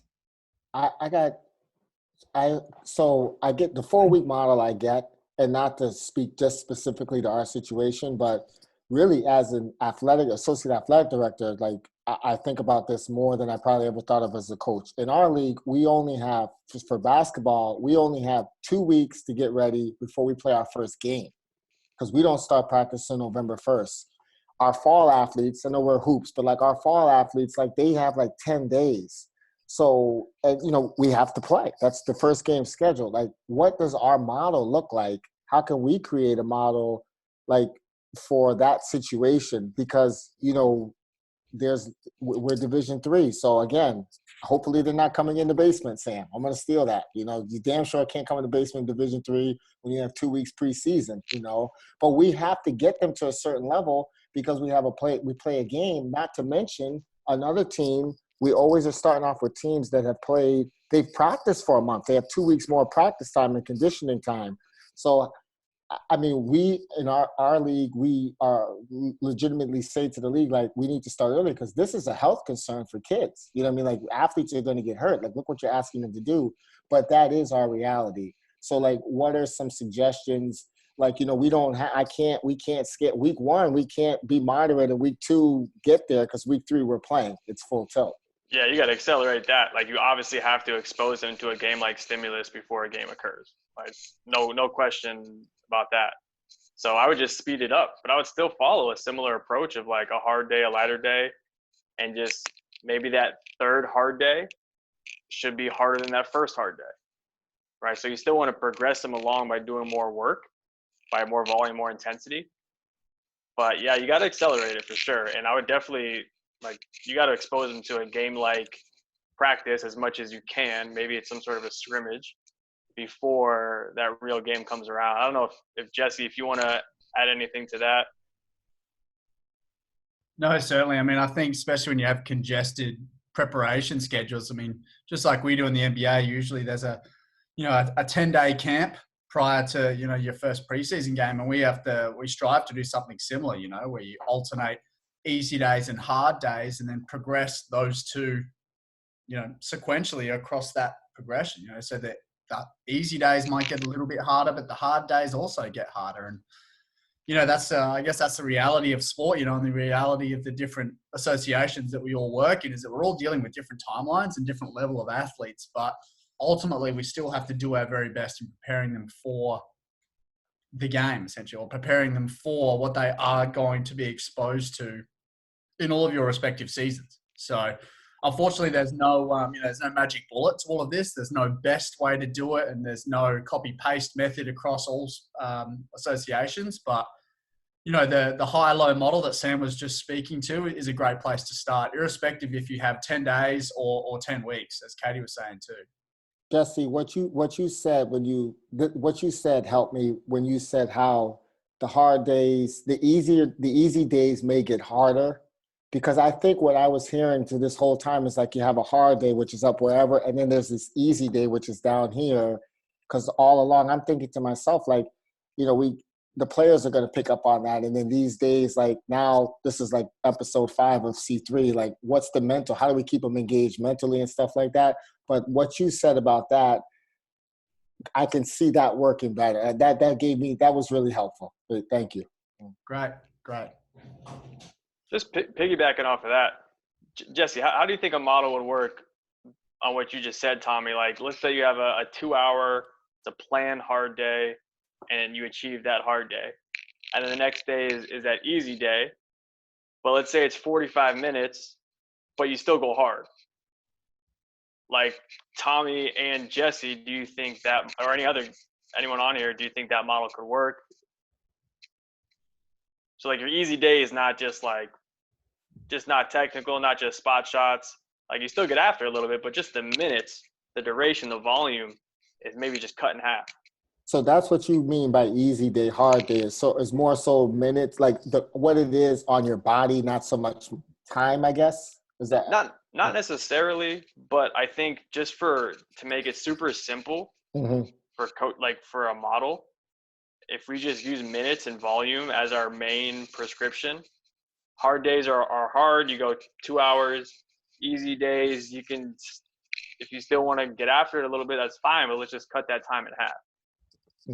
Like, I wonder if coaches would adhere more to that. Jesse, I'm interested to hear if you think that's a sustainable approach. Maybe in like a preseason model, a 4-week program. Yeah, sure. I mean, I think, we're definitely getting into the weeds a little bit here, but I think the ultimate sort of goal of what we're trying to achieve during these periods, especially what you're saying, Tommy, if you only have, say, 2 weeks to prepare or 10 days, is ultimately we can't just throw hard days constantly, or even moderate days constantly. If we're looking at that whole 10 days and the amount of work we can do in that 10 days, we do the same thing every day. Well, all we're trying to do is alternate a hard day and an easy day. We're not saying change the amount of work, but let's just organize it better such that we do have those more difficult days and the easier days that then sort of follow that curve that Sam was talking sort of in his presentation early on. So we can facilitate that recovery curve as well. Specifically what you're saying too, Sam, I don't think there's one best way to do it. Again, if minutes is what's going to dictate your hard and easy days and your drills look similar on either day, I think that's fine. I think that's a great way to go about it. If you guys as coaches say, okay, every day we want to do this drill, and we want to do this drill and this drill, then I think, Sam, that's a great approach. Conversely, and how I've done it previously, and it works great for me, is we alternate the drills on either day as well. We don't use the same drills, but I mean, I can understand both schools of thought. I can understand how some coaches say, we want to do these drills every day because this is important to us. It's important to the way we play and the philosophy of our team. So this is just what we're about. But somewhere, somehow along the line, there has to be a delineation between a tough day and an easy day. So, like, thinking back to last week, for example, we had someone with Michigan State. So, like, obviously, if you close your eyes and you think of Michigan State, you don't think of anything easy ever, you know? And so, like, that's who they are, you know what I mean? And that becomes a way, and they win games because of that. And Zach can talk to you about it because he and I forget the guy's name, we're going back and forth about it in the positive light.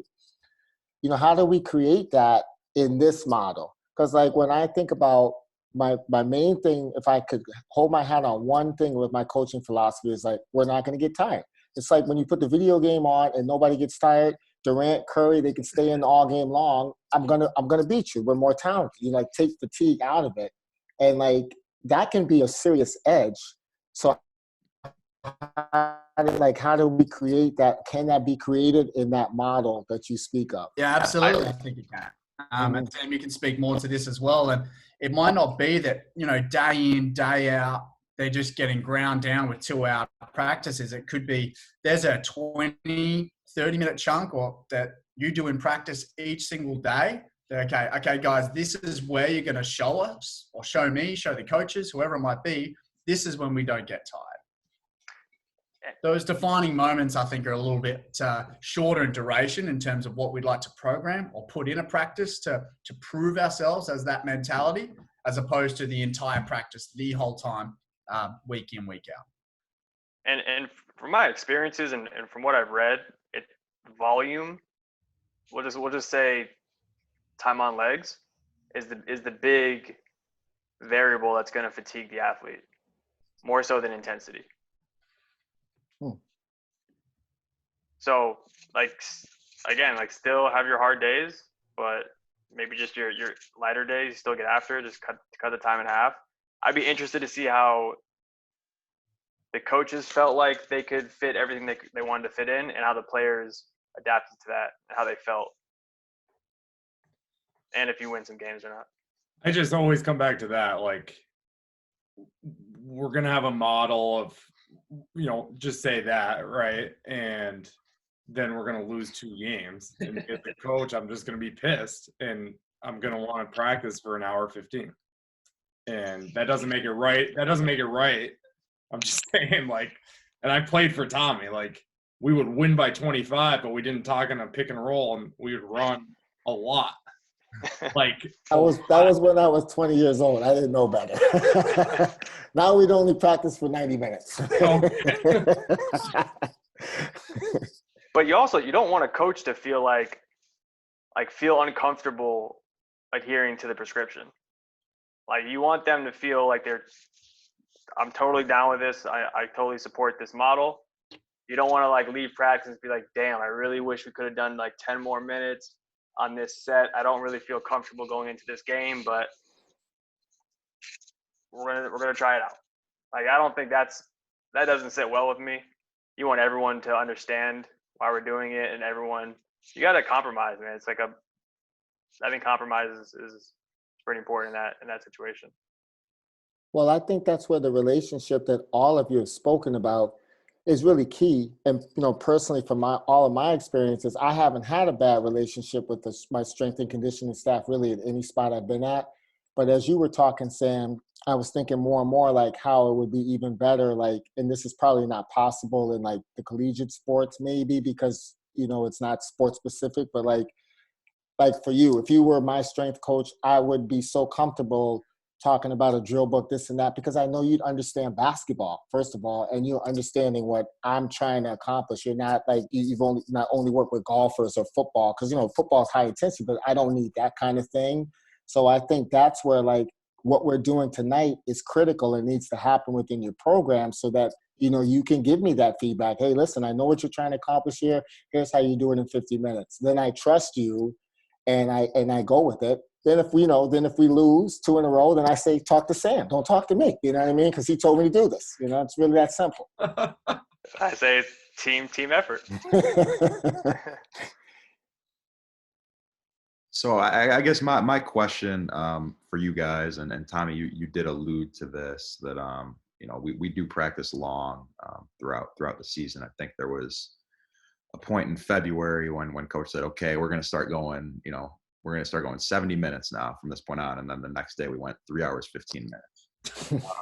So we have our performance coach is amazing. He does a great job, and we have a sports scientist on our staff, and they're very dialed in to load and player load and working on that. And so it's definitely a challenge for them managing a coach who, no matter how much he says he is on board with this, that, and the other thing, is he's going to get out there on the floor, and we're going to get carried away, and we're going to go for 2 hours and 20 minutes. So when that happens on a consistent basis, like what are your strategies to combat that? And I can speak on some of what our people do as well. But I kind of want to hear from you guys.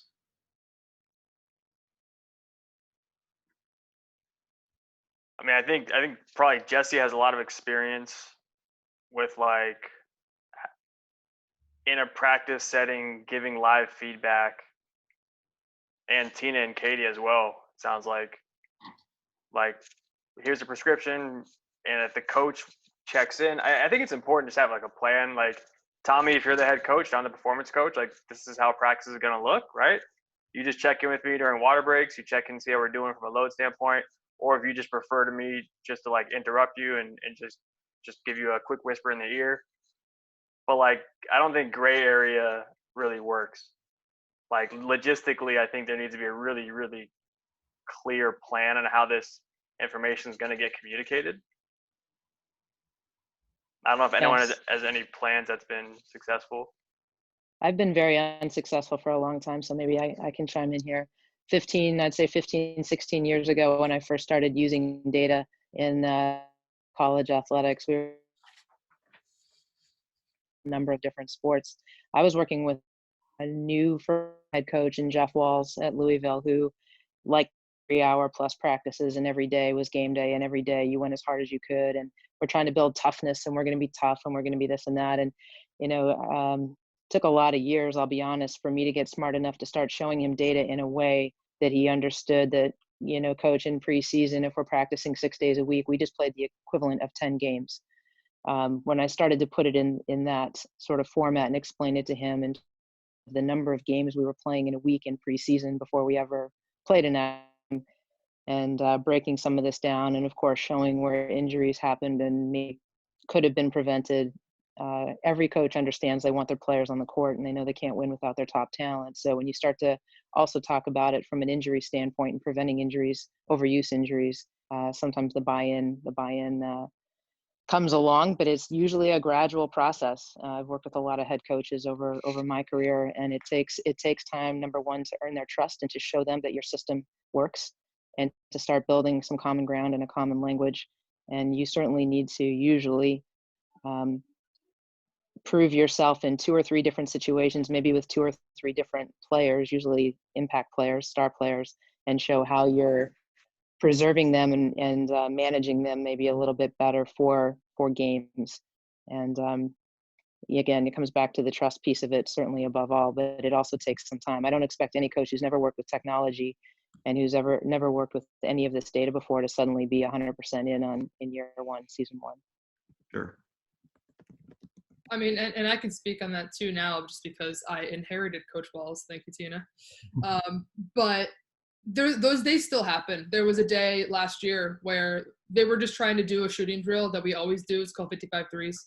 And they got to make 55 threes in the 5 minutes, in the 5 minutes that they have to hit each spot. And they didn't make it. So the rule is, when you don't make it, you do it again. Well, we did it 8 times in a row. And he just looked over and, in no simple terms, said, F your numbers. And I said, you got it, coach.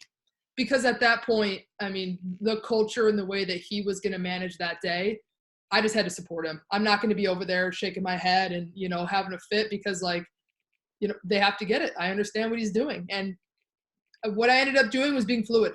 So the next day I went up to the office and said, hey, listen, yesterday was a little bit bigger than we were expecting.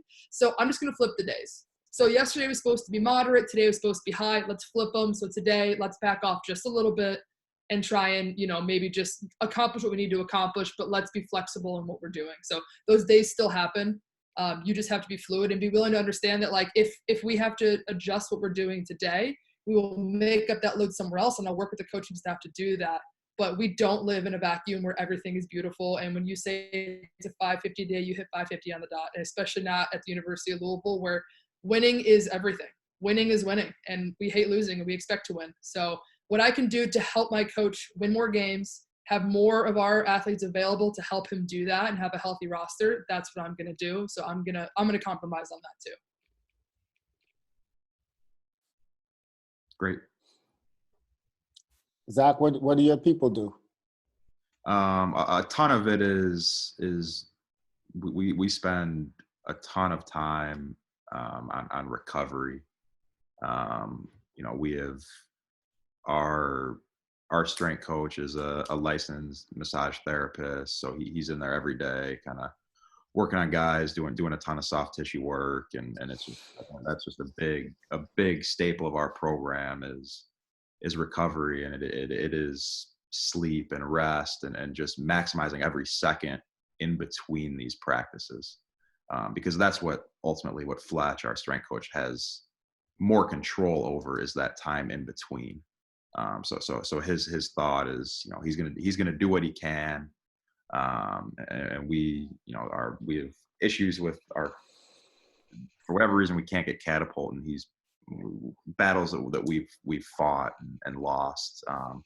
So we measure player loads with force plate measurements every day, jump height and different stuff that's beyond my understanding. Yeah, you lost me about 30 seconds before that, but I was good. Hey, Zach, I got a quick question, and I don't know if you know the answer to this, but does your performance staff organize recovery in a specific way, or is it kind of loose and player driven? Yeah, if you're a really good player, you get a lot of attention for recovery. But no, he does communicate that with coach, and we make adjustments until something goes wrong, and then the cycle repeats itself, and they know that they can control recovery and nutrition and the 20 to 22 hours a day that we're not in practice. So that's kind of how we try to make up for it in a non-perfect world, which is our situation.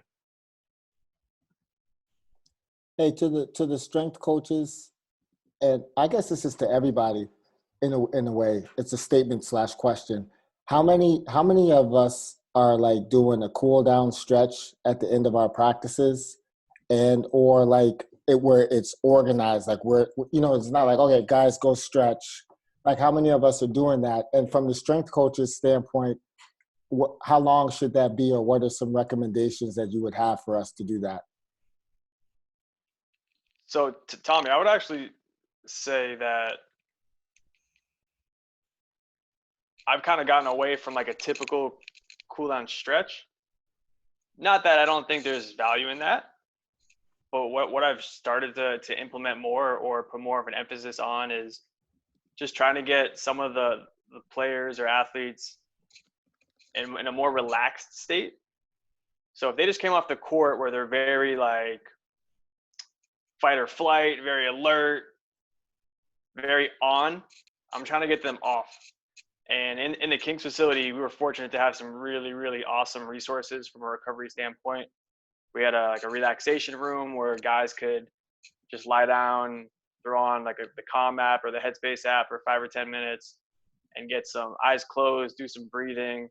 But you don't even need all those toys. If you just get the guys or the athletes to lie on their back and do some relaxed breathing, I think there's massive, massive benefit in that.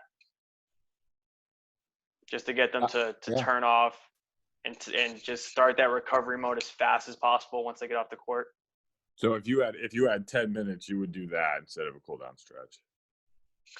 Yeah, I mean, if a player like needs to work on some ankle mobility, maybe I'd get their shoes, socks, tape off, and do some like heel walks, toe walks for a couple minutes. But I would probably end the day with, let's get on your back.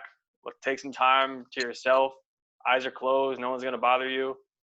Reflect on the practice. Lower the heart rate. I think there's massive value in that. I have our strength guy comes in like 2 or 3 days a week and we do it, and then I try to do it. What I found is like it's really hard, no matter how much I harp on it, for them to like realize that it's important, you know, and not just kind of like dick around when they're doing it. So like, as much as you're on top of them and stuff, but I think if we tried to do that, they'd probably be a little bit more receptive. And that's another thing. Like, Yeah, I like think my guys are just like, they're high school kids, right? So they're like, oh, this isn't important. And like towards the end of the season, we got better with it, obviously. But like, if I can just be like, you know, throw Headspace on in the app, like on the speaker, and just like have them do that, I think that would be a little bit more effective. yeah, and if they're like a mature group, I think they would. PG's for a reason, baby. PG's for a reason. Something wrong with it. Like letting them explore that, which I think a lot of probably players at that age haven't really had any experience with that. Yeah. I'll talk to my guy.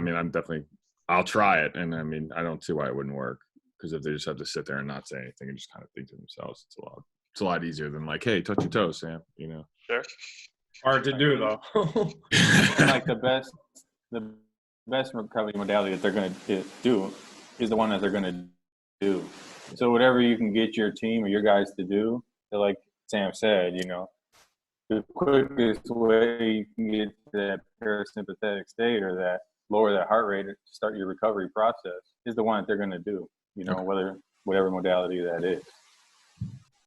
Tommy, one thing also we've done a couple practices, and one of the people with the can speak to this also, but like a big issue we face is we might only practice for 45 minutes and then guys want to shoot for like 90 minutes after, and they want to work out and prove that they should be starting. And some guys have their rhythm and their routine, like I get that, but it's like the biggest fake hustle in the world.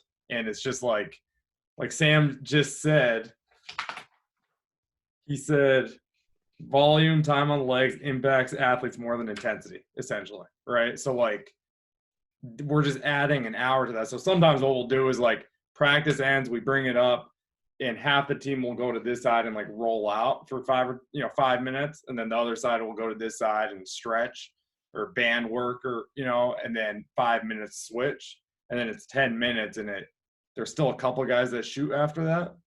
But I think that decreases the amount of fake hustle and adding another hour to the volume of practice. Hey, I don't want to keep asking. We have somebody else presenting, right? Yeah, one more. Can I ask one more question? Because this is for everybody, but I don't want to. I'm sorry. It's 11:30 here. I'm good till 4 o'clock in the morning, so I don't really care. I'm committed. But how do you guys feel about lifting in practice? What I mean by that is like what I was starting to do is to flip groups. So like, because I was in a situation where it's just me by myself basically, and I had a kid who could do the strength and conditioning. So in order to get some teaching time, I would be like, all right, you 6, you 7, stay in the gym, you 6, 7, go to the weight room, and then flip it. But when I do that, am I putting my athletes, like, is that extra stress? Or they didn't come out right from the weight room and then it's like, okay, let's go. Like I got them again. Is that cool to do, or is that putting too much stress on their bodies? We did, Tommy. We did some of that when Jonah and I were, with the G League team. On some of our lighter days, we would have kind of like a 15 to 20 minute rotation where I'd have like guards, wings, and bigs. Bigs watch film, wings lift, guards are doing their individual on the court. Okay. And then it becomes a 45-minute practice.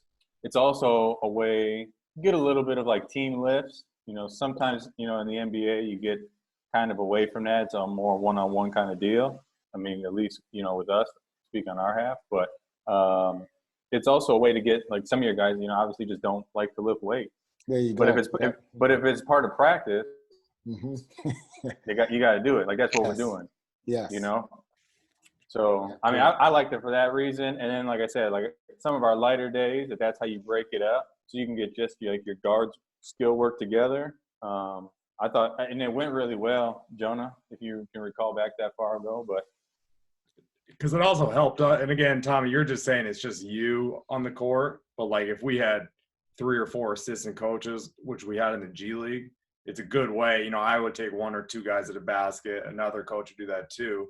So you get some more individualized stuff done both on the court and in video. Mm-hmm. And then when they came to you, they were already warmed up for the most part, coming from the weight room. So I thought it worked really well, and we were actually more efficient those days than some of the other like normal practice days. And it's it's a little different, but what a lot of NBA teams do, what we try to do is, you know, there's kind of 3 stages to your pre-practice routine, from training room, kind of like Jason was talking about, training room to weight room to pre-practice, you know, player development, core time, whatever you want to call it. And then, you know, usually the younger guys are starting earlier, but then when you get to practice time at 10 or 11, whenever it is, everyone has gotten touched by athletic trainers, PTs, to the strength and conditioning staff, to the player development staff on court. Cool. Thanks, fellas. Sam, thanks a lot. That was good. Yeah, thanks, guys. Missy's going to finish us off. Unlike the first 2 speakers, I've not lived with her. And I don't know her that well, but I think her being a high school strength coach is probably a lot more similar to what you college and high school basketball coaches, you know, your scenarios, than maybe the few NBA folks on here. So I'm excited about that, and just, you know, listening to her story and her approach. So take it away, Missy. So I'm going to kind of talk on, you know, what both speakers have touched on in a lot of the conversation, which is strength coach and sport coach relationships. And I'm going to kind of attack it from the opposite angle, because I feel like as strength coaches, like I was in a Zoom meeting today with Andrew Yehudi with Texas men's basketball, and, you know, I mean, it comes up how to build relationships with coaches and all that kind of stuff. So it always ends up being pitched from our angle. So I kind of wanted to talk to sport coaches about like things that you guys can do to help us. And I've got a screen. I have a presentation somewhere. And 1 second.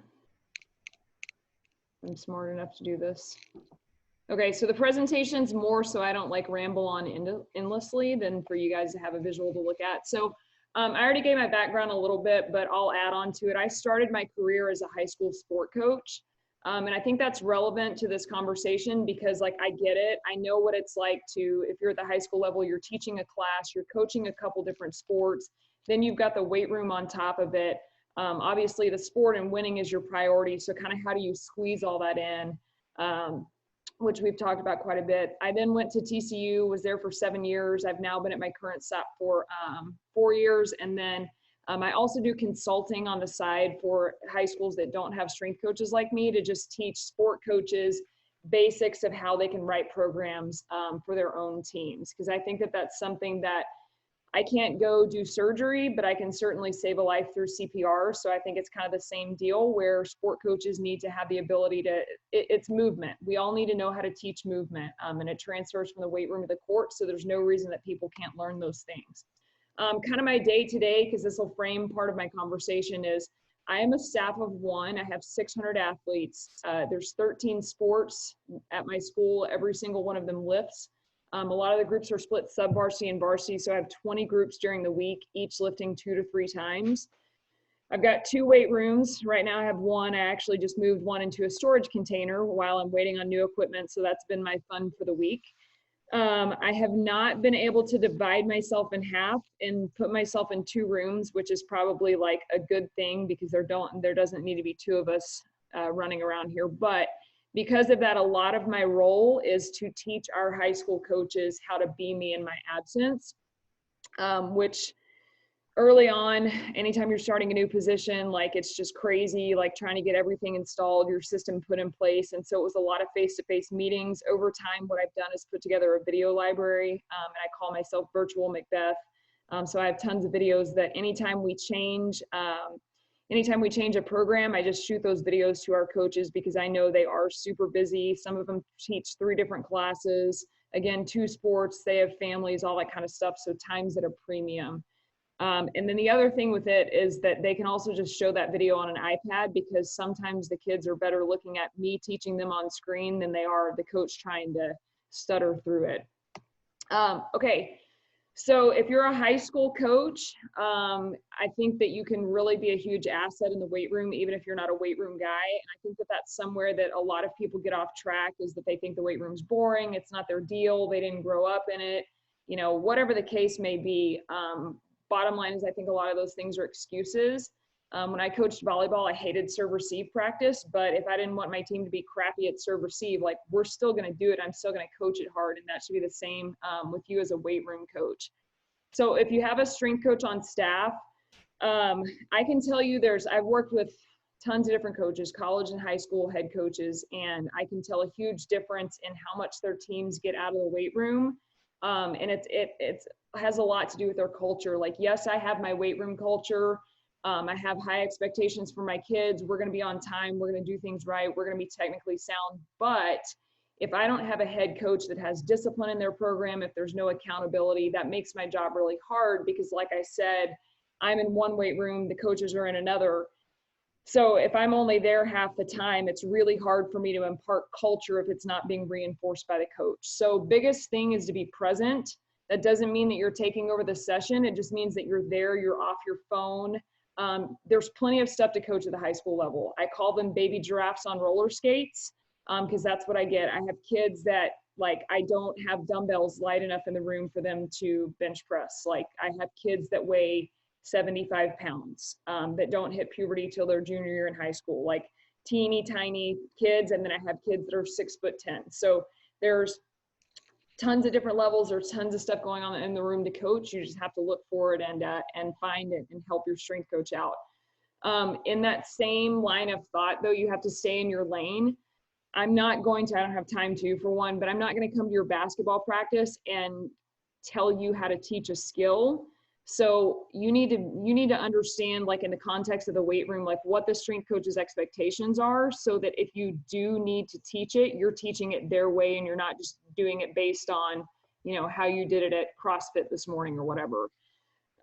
So I get my coaches educational materials. You need to review those before the session. And then as I'm teaching it on the floor, like, don't be over there talking with your coaching staff, listen.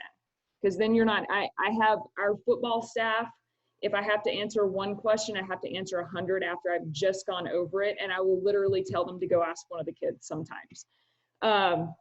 If you don't have a strength coach on staff, a book I read in the last couple years, it's old, but The Talent Code, there's a statement in there, better get better. And it's about primal cueing of if you're in an environment and you want to be competitive, you have competitive people around you, so you better get better. And so if you don't have a strength coach, we know it's important. We know kids need to be doing strength and conditioning, so you've got to figure out a way. I get it. There's a lot on your plate, but you're not going to let your athletes slack because they have homework and this, that, whatever. We shouldn't be slackers as coaches as well. You've just got to find a way to get better, even if it's, you know, in the simplest way. And I think for a lot of us, you know, and even we're doing weekly, we have like a little Texas high school strength coaches roundtable every week. And one of the common themes, we're talking to some college strength coaches here in the next 4 weeks and whatnot. And one of the common themes is, like, it's just information overload, from social media to all these Zoom meetings and, you know, all these books, articles, websites. It's like, it's kind of hard to cherry pick where to start. And so for me, it's really just about learning basic teaching progressions on a few things. So learn how to teach a squat. And it doesn't matter necessarily the type of squat you're going to start, and I'll show you a progression, I think, on the next screen. But every variation or every progression is going to lead into the next. So basic movement patterns. You see a lot of, like, crazy stuff, this awful thing happening. up top. You see tons of crazy stuff like tweeted out on Bleacher Report and stuff, especially at my level. And really even that's been the theme every week of talking to these other college strength coaches is, you know, just master the basics. So can kids, and this Jason, I think, had these exact same things: squat, hinge, push, pull, and he called his core, I'm calling it brace. Okay, so we need to be able to do those 5 things really well. Meet kids where they're at and progress. Like I said, I have giraffes on roller skates. That's what I get handed. I can't load up a 7th grade athlete with a heavy barbell back squat on the first day, right? We've got to progress into that and slow cook that over time. So everything that I do starts with a progression. We start our progressions in the 7th grade. I have 2 feeder middle schools that I manage. I actually have phenomenal coaches down there that, like, I'll go down there and they're doing a better job with those huge groups. I mean, it's like 100 kids, 150 at times in our boys off season, and they're doing a much better job than I could do with those kind of kids and that kind of stuff. But anyway, everything's about a progression. So we're going to start, like, my step 1 on a squat is a counter movement squat. So they're holding something, whether it's a plate, they can even hold a basketball at their chest. As they sit their hips back and initiate the squat, they're going to press the basketball or plate out away from them. For me, I found that giving littles an external cue of push your hips as far away from this ball as you can get it helps them understand, versus me just saying sit your hips back. They don't necessarily get that, but if I cue them to go against that ball, they're a lot more successful. Then we're going to move on to a goblet squat. Then from there, we're going to a hands-free barbell front squat where they've just got their arms out, learning to keep their torso vertical as they're squatting, and then to a front rack position on the squat. So for everything, for my hinge, my push, my pull, my brace, we have a progression in there. We also have, like, if you can fix, this is far from a comprehensive list of common errors and solutions to those, but if you can fix a few basics as a sport coach, it's a lot of times it's the things that you're fixing on the court. In real time, progressions are not these neat, like, little 2-week blocks. And if you walk in a weight room, you might see 4 different steps in the progression going at one time. But that's actually one of the things I love about using a system of progressions is I feel like it's made it easier for our coaches to understand, like, all of these movements are the same. It's just a different implement that they're holding or a different step. So kind of a general time frame, our 7th graders spend about 12 weeks. So we start with the counter movement squat as an example. They spend about 12 weeks there. They get 2 times a week in the weight room. Every day is a brand new day for a 7th grader. They might forget their locker combination. They might forget their t-shirt to work out in that day. So we've got to reinforce things over and over and over again. When they're 8th graders, we'll still start them back over at ground zero because they've been off for the summer, and we're usually going to spend about 6 weeks. But I'm calling my middle school coaches. I'm going down there and I'm saying, like, hey, how are we doing? Where do we need to stop? How do we need to change the program? So we're trying to get enough feedback to progress them at the pace that they're at, not necessarily where we think they should be in any given time, because that's our job. Whether it's on the basketball court or in the weight room, it's meet them where they're at, because there is no other place to meet them. And if you're trying to go at your pace, a lot of times you're going to actually injure kids by not meeting them where they're at. I've said that like 12 times. Anyway, 8th graders are going to be about 6 weeks at a time. Hopefully by the 2nd semester, we can actually start to load them a little bit. And by load, I mean, we're talking like 65 pounds on RDLs for boys and that kind of stuff. We're only going to add weight as their form allows. 9th graders, when they come back in, I sort of make the assumption that they've never seen anything before. And then if they surprise me and they look great in step 1 of their progression, then we'll move them fairly rapidly into step 2. And then take them up, at the speed that they're ready to move. But like I said, if you walk in the room, there's always going to be different elements. A lot of the groups that I train are mixed. So for example, I have a group of 60, and I have about 40 of those kids that are freshmen and about 20 kids that are juniors and seniors. And so the juniors and seniors are doing a trap bar deadlift. The freshmen are doing a vertical PVC RDL, step 1 in their progression, where the older kids are at a much higher step. And then also do individual differences. Okay, again, we're meeting kids where they're at. It's not about like I'm not married to an exercise. I don't think everybody needs a front squat. I don't think everybody needs a back squat. Great if they can, but if they can't, we're going to find them something that they can do. And then a lot of times injury or different times during the season. So we end up lifting a lot on Mondays, which is the day before a game, which I'll kind of talk about in a little bit, kind of the differences at our level. They don't really have the kind of training history that older kids have. So I feel like I have to be a little bit more cognizant of what we do the day before and day of games. I know you hear, kids recover really quickly, and that's true, but there's also a little bit of like placebo effect to it, of feeling like we're doing a little bit more mobility-based stuff the day before a game and getting them where they're feeling good before they go into that competition. Okay, programming. So this is where I think like people get really confused when they're trying to write programs. I'm more of a technician. Obviously, like I know how to program and all that stuff, but I really feel like if you as a sport coach understand the movements, like I'm not mad. I'm not going to come in and if I'm going and observing someone else as a coach and I'm looking at their weight room, I'm looking at how their kids move. And that's going to tell me like if they're doing a good job or not. I'm not necessarily looking at their sets and reps and all that kind of stuff. Like, yeah, you can screw that stuff up, but at the high school level, pretty much anything, you can take them out in the parking lot and do lunges and they're probably going to get better. So my main emphasis at that age is the quality of their movement versus being at a certain percentage, certain sets and reps. So if that's something that is kind of hanging you up from starting a strength program or whatever, don't let that be a deterrent.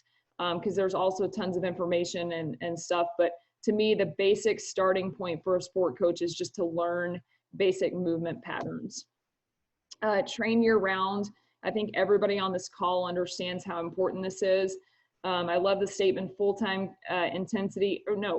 consistency beats part-time intensity.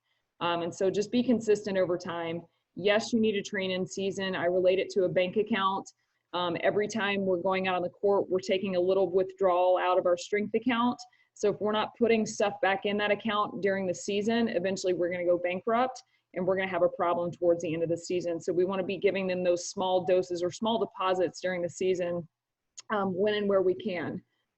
For us, games are on Tuesdays and Fridays. So depending on weight room schedule, depending on what team it is, we're either going to lift a Monday and a Wednesday or a Wednesday and a Saturday.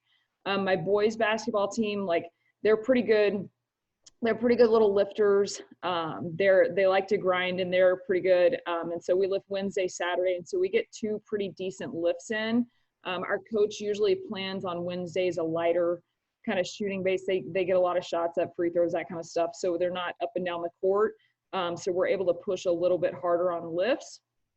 And then my girls basketball team, we do Mondays and Wednesdays just because the coaches like to give them 2 days a week off over the weekends. So Mondays are a little bit more of a lighter lift. So we're still going to squat. We're just going to regress the movement to maybe a goblet squat or a counter movement squat with a little bit less intensity on them. And then just overall our in-season volume is fairly low. Okay, be cognizant of, like, as a coach at the high school level, as a strength coach, and this applies to every sport that has pay-to-play select organizations.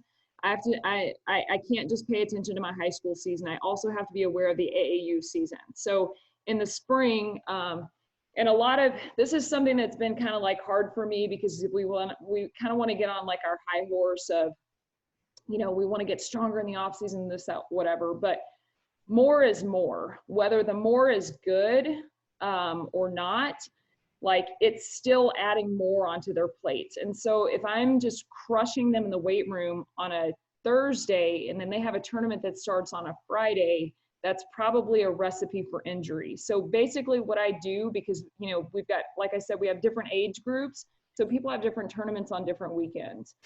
And so I'll just do a show of hands and say, who's got a big tournament this weekend? Who's got a showcase? Who's got whatever? And so they'll let me know, and I'm like, okay, well, here's your program, here's your program. And so again, I'll just take those movements and regress them, or maybe I'll lighten the load a little bit. And I think that also helps create a lot of buy-in, because I think, basketball is not football. They're not a lot of guys don't necessarily want to lift, or girls want to lift, because it's just ball is life, and that's all they want to do is get in the gym and get shots up and that kind of stuff. So they have to understand that, like, we're in there to take care of them and keep them healthy. And so that's why I try to, like I had touched on earlier, I try to have those indicator kids that I talk to kind of before the session, and then also get feedback on who has tournaments. And then the other thing I do is, somebody was just talking about post-practice stuff. I have this series called Super Six, and basically it's just a deep breathing reset. And I'll do it with them, you know, when I know they have a big game coming up. And then they always know that they kind of have like a card that they, like, if they are legitimately exhausted, then they'll tell me, like, hey, McBeth, can we do, they call it yoga. It's not yoga. But they're like, can we do yoga today? And I'm like, okay, listen, here's the deal. Like, we only get one of these cards in the off season or whatever. Like, I paint this grim picture that, like, it'll never happen again. And I'll kind of talk them through, like, how are you feeling, whatever, and get their feedback. And ultimately, like, I know if they need it or not. I just let them come to that decision. And about half the time they'll be like, no, I think you're right. Like, I think we want to hold it. I think we just want to go ahead and lift today. And then if that's the case, I'll usually take a set off or whatever, because I know that it's important enough that they've asked for it, but then they're not necessarily ready to pull the trigger on their opportunity. Okay, so that kind of ties into, for whatever reason, soreness has become the enemy in the 21st century. Like, kids feel like, and athletes feel like, they just can never be sore. And unfortunately, like, in order to make progress, sometimes, like, we have to be sore. So, like, some days when they come in, they're like, oh, I'm sore. I'm like, that's great. Like, that's a muscle working. Like, it's hard to be, you know, fat and sore at the same time, right, children? But anyway, the other thing is, like, it's mind blowing to them that they're not sore from the 30-minute light lift, that it's actually the 3-hour basketball practice that they went through. That being said, like, obviously I'm not, like, prizing soreness and, like, super, you know, I'm very, very cognizant about minimizing soreness during season, because we're here to win basketball games. And I actually get, like, a little pissed off. Like, I won't name our sport, but it's like every Monday she's like, make sure they're not sore. And I'm like, well, make sure you show up to the weight room and see what we're doing, because then you'll know that they're not going to be sore. And also, like, I want to win just as much as you do. So, you know, how about, and what I really want to respond with is, well, we're just going to 1-rep max back squat. That's fine, right? Like, that's totally fine the day before. Anyway, I'm a little bit of a smart aleck at times, but so things that I do to minimize soreness, and Jason talked about this stuff earlier, 1, year-round training. If they're used to it, they're not going to get sore. The other thing is managing our practice loads. Ours is far from as complex as what the Louisville crew is talking about. But, you know, it's just having the conversations with coaches, and our coaches are actually pretty smart. Like I said, our basketball coach on Wednesdays after the game, they're just in there getting shots up, or they're doing film. And that's kind of pretty consistent across our sports. We actually have a soccer coach that he uses Catapult. And he's got about 6 units, and he puts him on his higher level girls. And on Wednesdays, he'll be like, hey, like, I think we're just going to skip practice today. And I think we're just going to do, like, a short recovery run and then come to the weight room. And I'm like, first coach ever that's, you know, cut practice in favor of the weight room. But he also played professionally overseas, so he understands, like, how strength is important to maintain during the season. I do reduce their volume during season. We're not high volume in the off season to begin with, because, like I said, they're pretty much in season all the time, because as soon as they come out of the high school season, it's straight into AAU, and that lasts through the summer.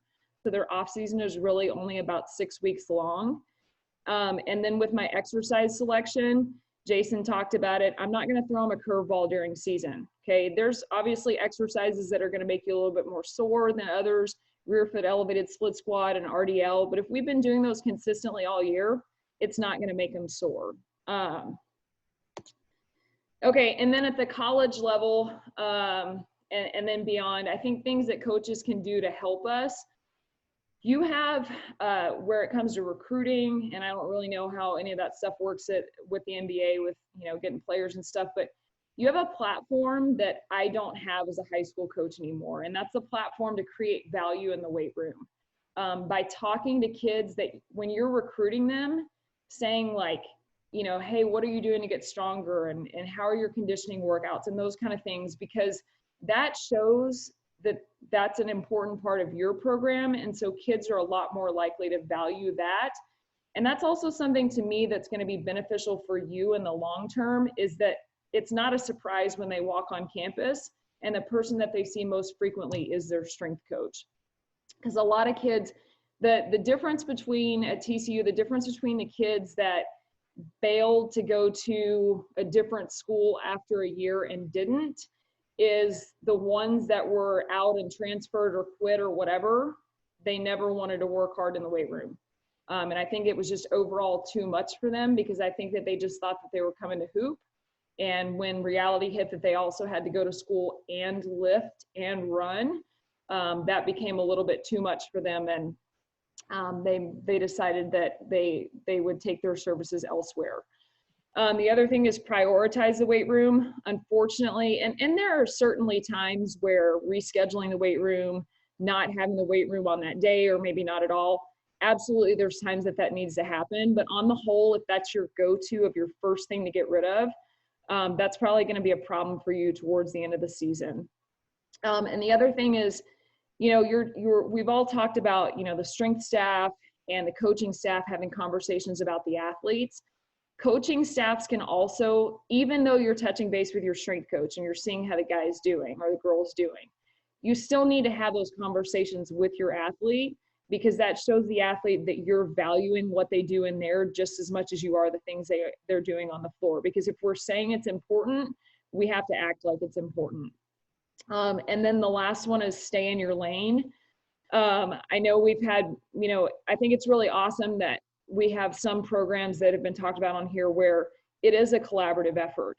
But unfortunately, that's not always the case. And I've had experiences where I've had coaching staffs walk into the weight room and I've got kids doing, you know, a breathing exercise on the floor, and the coaches are like standing over the kids, yelling at them, saying like, come on, hype your teammates up. Cause like on the other side, the kids are squatting or something. And it's like, that's completely outside the purpose of what we're doing and completely takes away from it. So instead of like coming in and just immediately asserting yourself in the room, you at some point have to kind of stay in your lane, and understand that you understand the basics of what we do probably, and you know how you were trained and maybe even how you work out now. Some of that information might be good, but I also understand a little bit about basketball, but you don't want me making decisions in the game, and you don't want me changing your system or your defense or those kind of things. So it has to be a two-way street of, you know, we're going to respect your professional expertise. So in turn, be involved in the weight room and be engaged in it, but respect our expertise as well. I think that might be my last slide. It is. Yay. Okay. Hopefully not too soapboxy. Not at all. Well, when you said you were from Texas, I knew it was going to be good. So, so thank you. Where are you from, Ryan? Where are you from, Ryan? So I'm from just outside the Houston area. So, Humble Kingwood area. So, thank you for your presentation. Just one comment on, you mentioned kind of taking kids where they are. You talk about the programming standpoint. I think for me, one of the frustrations that, like with our strength and conditioning coach is excellent. And he treats it, so like just the way that our calendar is set up, we're on a trimester academic calendar. So we have 4 weeks basically of class starting before our practice season starts. And so, before our season starts. And so our freshmen all come in, and our strength coach, like he essentially every year he has all of our freshmen, like they all start like kind of how you described, almost like with like your 7th graders, 8th graders, 9th graders from that standpoint. One of the frustrations, and everybody comes in at a little bit different levels. One of the frustrations that some of our guys had that are maybe a little bit more advanced from that standpoint are like, you know, why do we have to go and do the basics essentially from this standpoint? Why can't we progress a little bit quicker? in general terms, like what is kind of your, I don't know, overall reaction? Or like how, if you have, because I'm assuming you have situations like that too, where some of your kids, maybe ninth graders that, you know, are more advanced than other kids that have done more strength and conditioning training than some of their peers have. How do you handle some of those certain situations from that standpoint? So it kind of depends on like the group and how much help I have and that kind of stuff. But like we'll use like ninth grade football as an example. Like in ninth grade football, there's 100 kids and I've got 20 racks. So you can do the math on what that looks like in a room. And so in that situation, like we don't really have the option to set up, you know, 2 different variations of the same lift, unfortunately. So it's kind of like, you know, you're not going to be harmed by going too slow at this age, because we're just patterning movements. Like, yes, we want to get stronger, but I would far rather have an athlete with a properly patterned movement and move them too slow than I would to start loading them up too fast.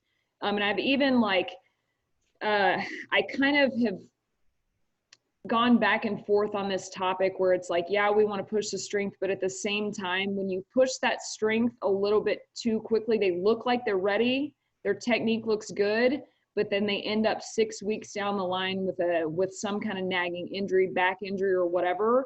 To me, it's like, you know, I can prevent that by just slowing down a little bit. And so that's one of those things that it's a conversation that you have to have with a kid.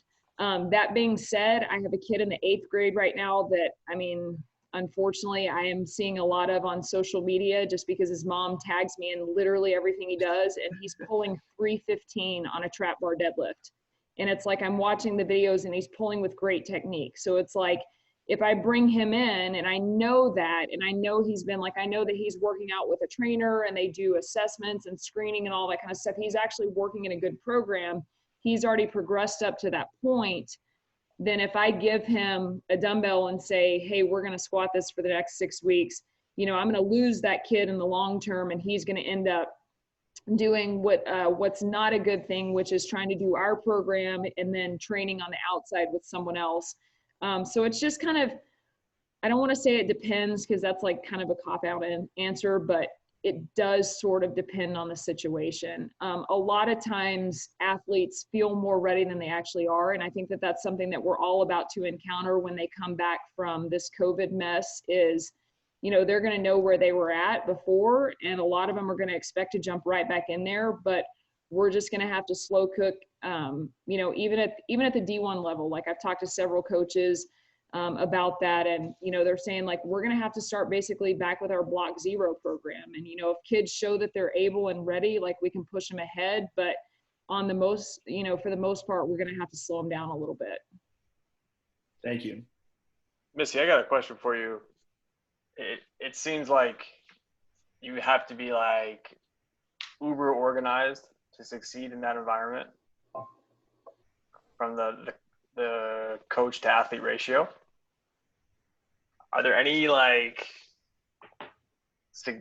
techniques or methods used from an organizational standpoint?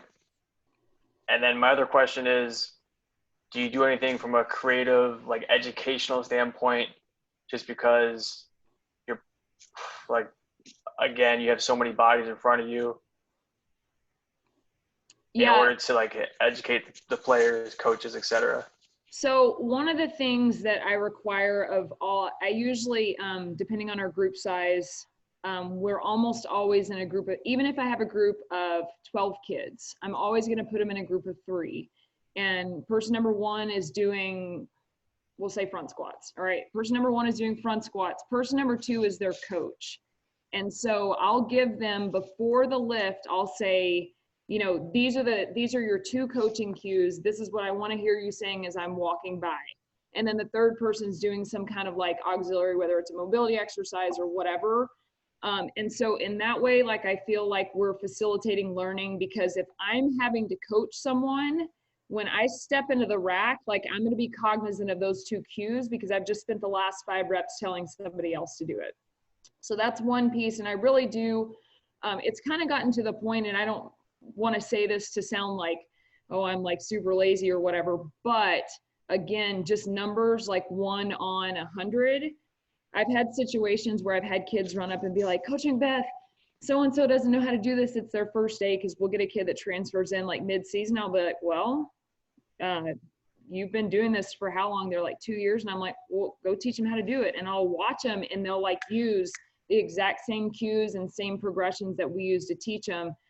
So I kind of say that by the time an athlete's been with me for 2 to 3 years, I think I'd rather have them on my coaching staff than a lot of my coaches. And I do, like, I don't mean to sound like it's just me in a room alone with 100 kids. Our assistant coaches and are supposed to be in there. And like, say with football, there's usually me and 5 guys in there. And so we'll split it up and organize it by rack. So like each coach has got a pod of like 4 racks that he's working with. And then I'm kind of the person that's overseeing the whole room, running the, blowing the whistle, whatever. I walk through and coach as I go, but then I'm also looking for overarching, like, if little Sally's over there squatting incorrectly, I'm going to go address little Sally. If the entire room has one big technical flaw, then we're going to stop and talk about it and layer on that coaching cue to the kids that are the coach on the platform, so they can start trying to fix that as a whole. As far as other organizational stuff, it's a lot of me figuring out where to be. So obviously, like, the weight room calendar is a jigsaw puzzle, but there's also, I have to figure out which of the 2 team lifts that I will be at that week. And I try to schedule myself for the more technical of the 2 days, to kind of take some of the burden off of our coaching staff. Thanks. So in the preseason, are you doing like conditioning stuff in addition to the lifting stuff, and what does that look like? Because we're on the same schedule as Ryan with the trimester, so we start middle of September and we have a month. So it's kind of like our strength coach is really good, but the conversations with him is like ideally they're as good a shape as possible coming in, but at the same time like getting out the lifting side of things as well. Like, what does that balance look like for you? So we're in kind of a weird situation in that we contract an outside, because we have all teams lifting, we contract an outside entity called Performance Course for the 6 weeks that lead up to the season. And the reason that that's done is that the UIL, which is the governing body of sports in Texas, has a rule that says that only individual sports and then in-season sports can train before or after the school day. So in order for us to fit everybody in the weight room, off-season teams are lifting during the day, and off-season teams are lifting during the day. The teams in their preseason are lifting before or after school with Performance Course. So for example, our basketball guys, they come back to the start of school, they lift 6 weeks with PC, and they do their running and stuff at that time. And then I take them over during season, which that's been, I guess I say I'm a staff of 1. I'm actually a staff of 2. That's been a very interesting part of my job. Number 1, because I've had to give up a lot of control, where, I don't have my athletes for that chunk of time. And then 2, I'm also receiving kids at like one of the most critical moments in training, which is that transition from that preseason into season. And so it's just a lot of I'm really fortunate. The guy that is our PC guy was a strength coach at Iowa State, and is actually really good, and has been really, like, he'll bring me his program and show it to me, and I'm like, okay, looks good, or fix this, or I know this kid needs to work on that more. So that's a big communication piece, but that's kind of how we handle the conditioning aspect there. And then as far as in-season conditioning or off-season, their post-season stuff, the coaches handle most of that. I'll weigh in on it, but again, with 20 different groups going, I can't be in the gym because I'm split between one of the 2 weight rooms. And it's just one of those things where, again, I came from the college level. I was with those kids 50 out of 52 weeks a year. And now it's like I see kids 1 day a week.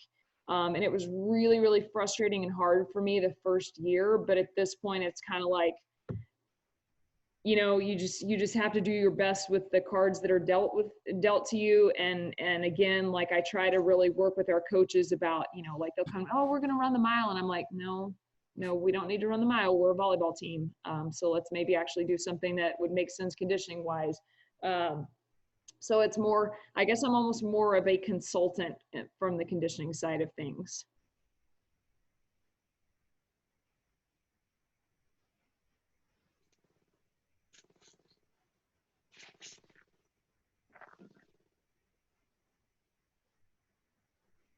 Other questions? Everyone's asleep? Missy, if you worked for, my question for you is, if you worked for an NBA team or like went back to a TCU or a high level D1, what would you bring with you, or maybe what would you do differently this time? One, I don't know that I would ever go back to the college level. The only, like I said, I've dealt with a lot of different head coaches. I've had some really good experiences, and then I had one just really bad one, which was enough to make me question the whole enterprise.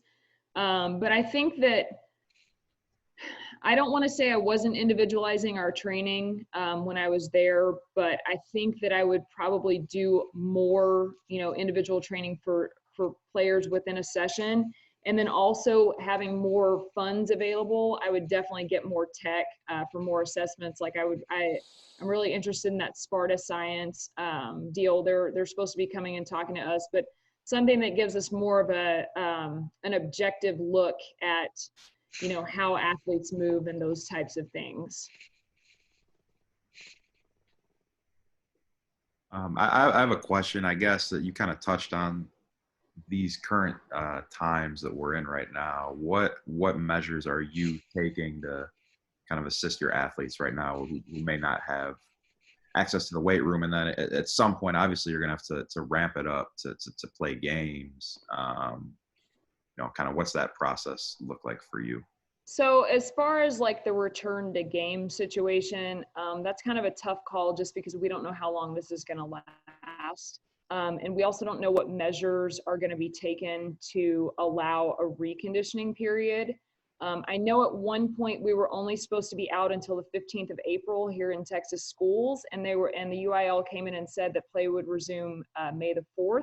So they were talking about giving 2 weeks. And I know, like, my husband's a high school baseball coach, and the baseball coaches organization sent out a poll that basically said, how many days do you need to get your teams ready, to kind of try to push that with the UIL. So I can't really speak to that, but as far as what I'm doing, because again, we thought it was going to be a week. It was attached to our spring break. They said, hey, we're going to give it another week and then we'll come back. So I sent this horrible, I can't say horrible, but it was just, all body weight based, and it was all just very familiar exercises that I knew I wouldn't need to send, videos and whatnot. Right. And then at the 2-week mark, we realized it was going to be a little bit longer. So I sent another patch job. And then I started seeing my kids on social media, on Twitter, they tag us and whatnot. And a lot of kids had weights. So what I did was I put together a program and I just color coded it, where it was like green, you have basically access to a full weight room. Yellow, you have limited equipment. So things like dumbbells and bands. Red, you don't have anything. And so again, just using our progression. So the kids that have everything, we're front squatting. The kids that have limited equipment, they're goblet squatting. The kids that have nothing, they're counter movement squatting with a can of corn or whatever. And so did that for each of our movements, and then sent them a conditioning program that they can go out in their street. And like right now I'm running street sprints. And so, they're sprinting 30 yards in their street, mailbox to mailbox or whatever. As far as how we distributed that, I just created a shared folder on Google Drive, gave all the head coaches access, and then had them distribute that to their teams.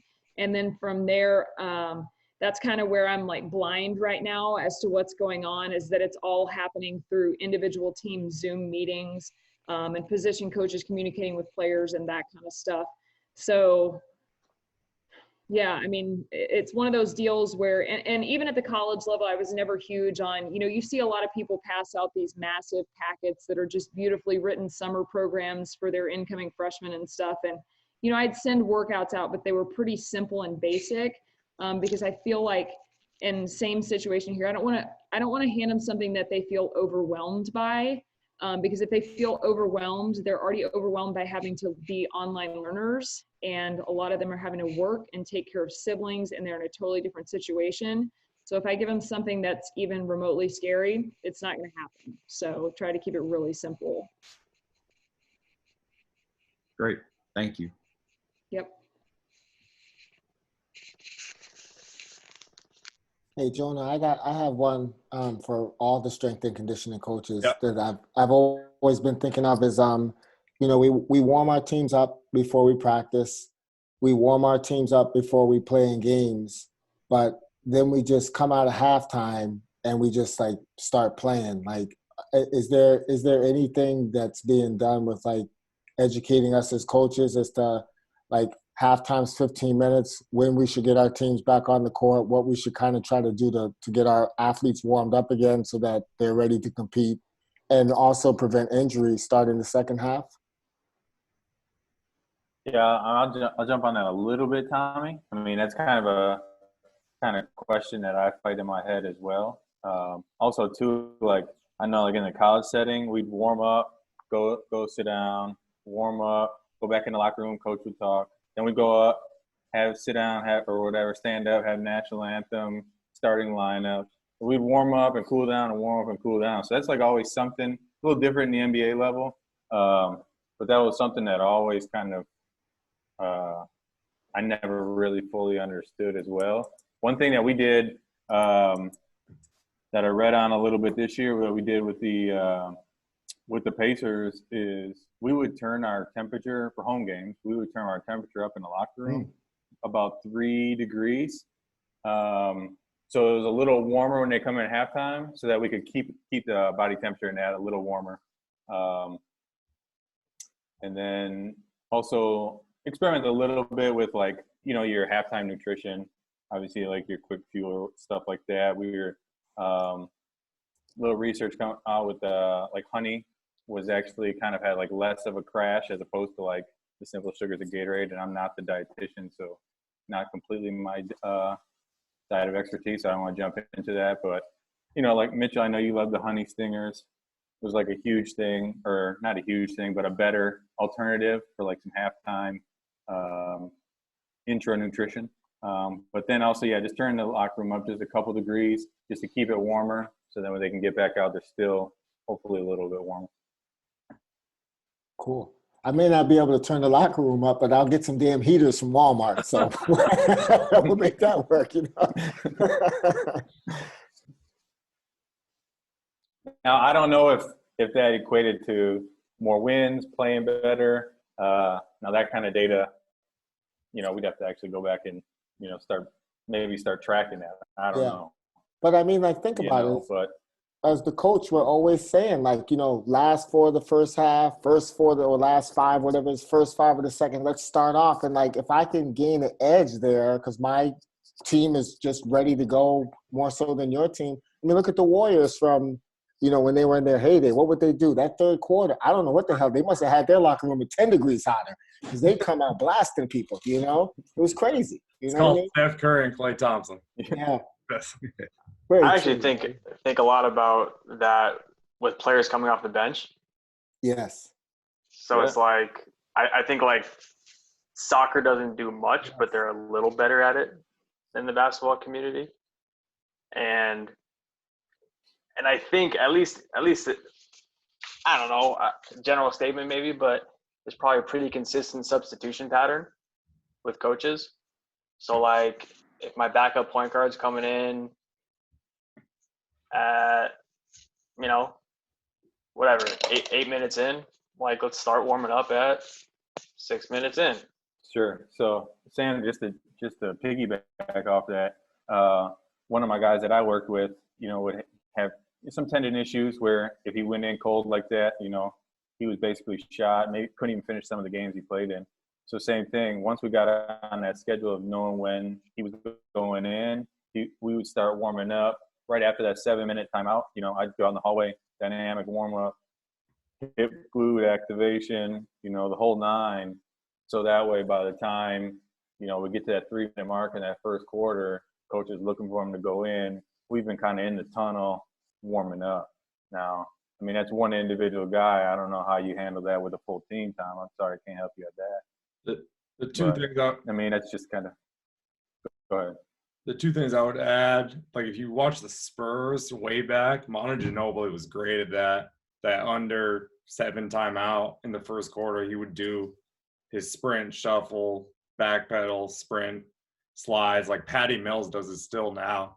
And I'm surprised more players don't do that in the NBA, coming off the bench, like those 6-man type guys. And then, Brent, maybe you can even speak to this, and we'll get into more of a mental toughness, learning series, hopefully in the next few weeks. But just, I think even having a phrase or something to focus on as a player to help you reset is really good.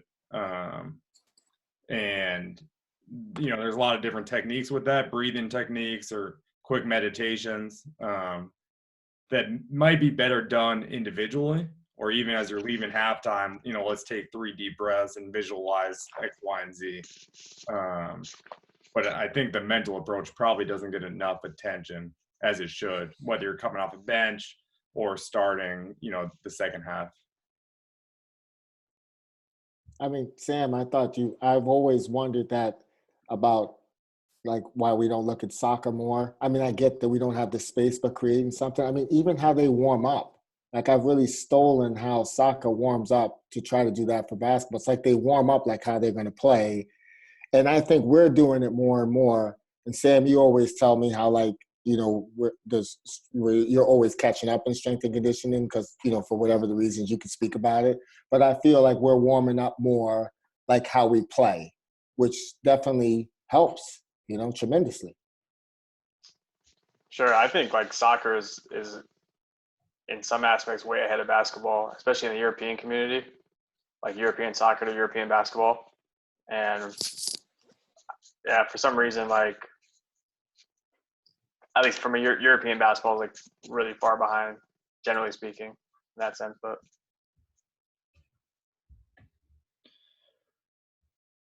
well, I think that's it for tonight.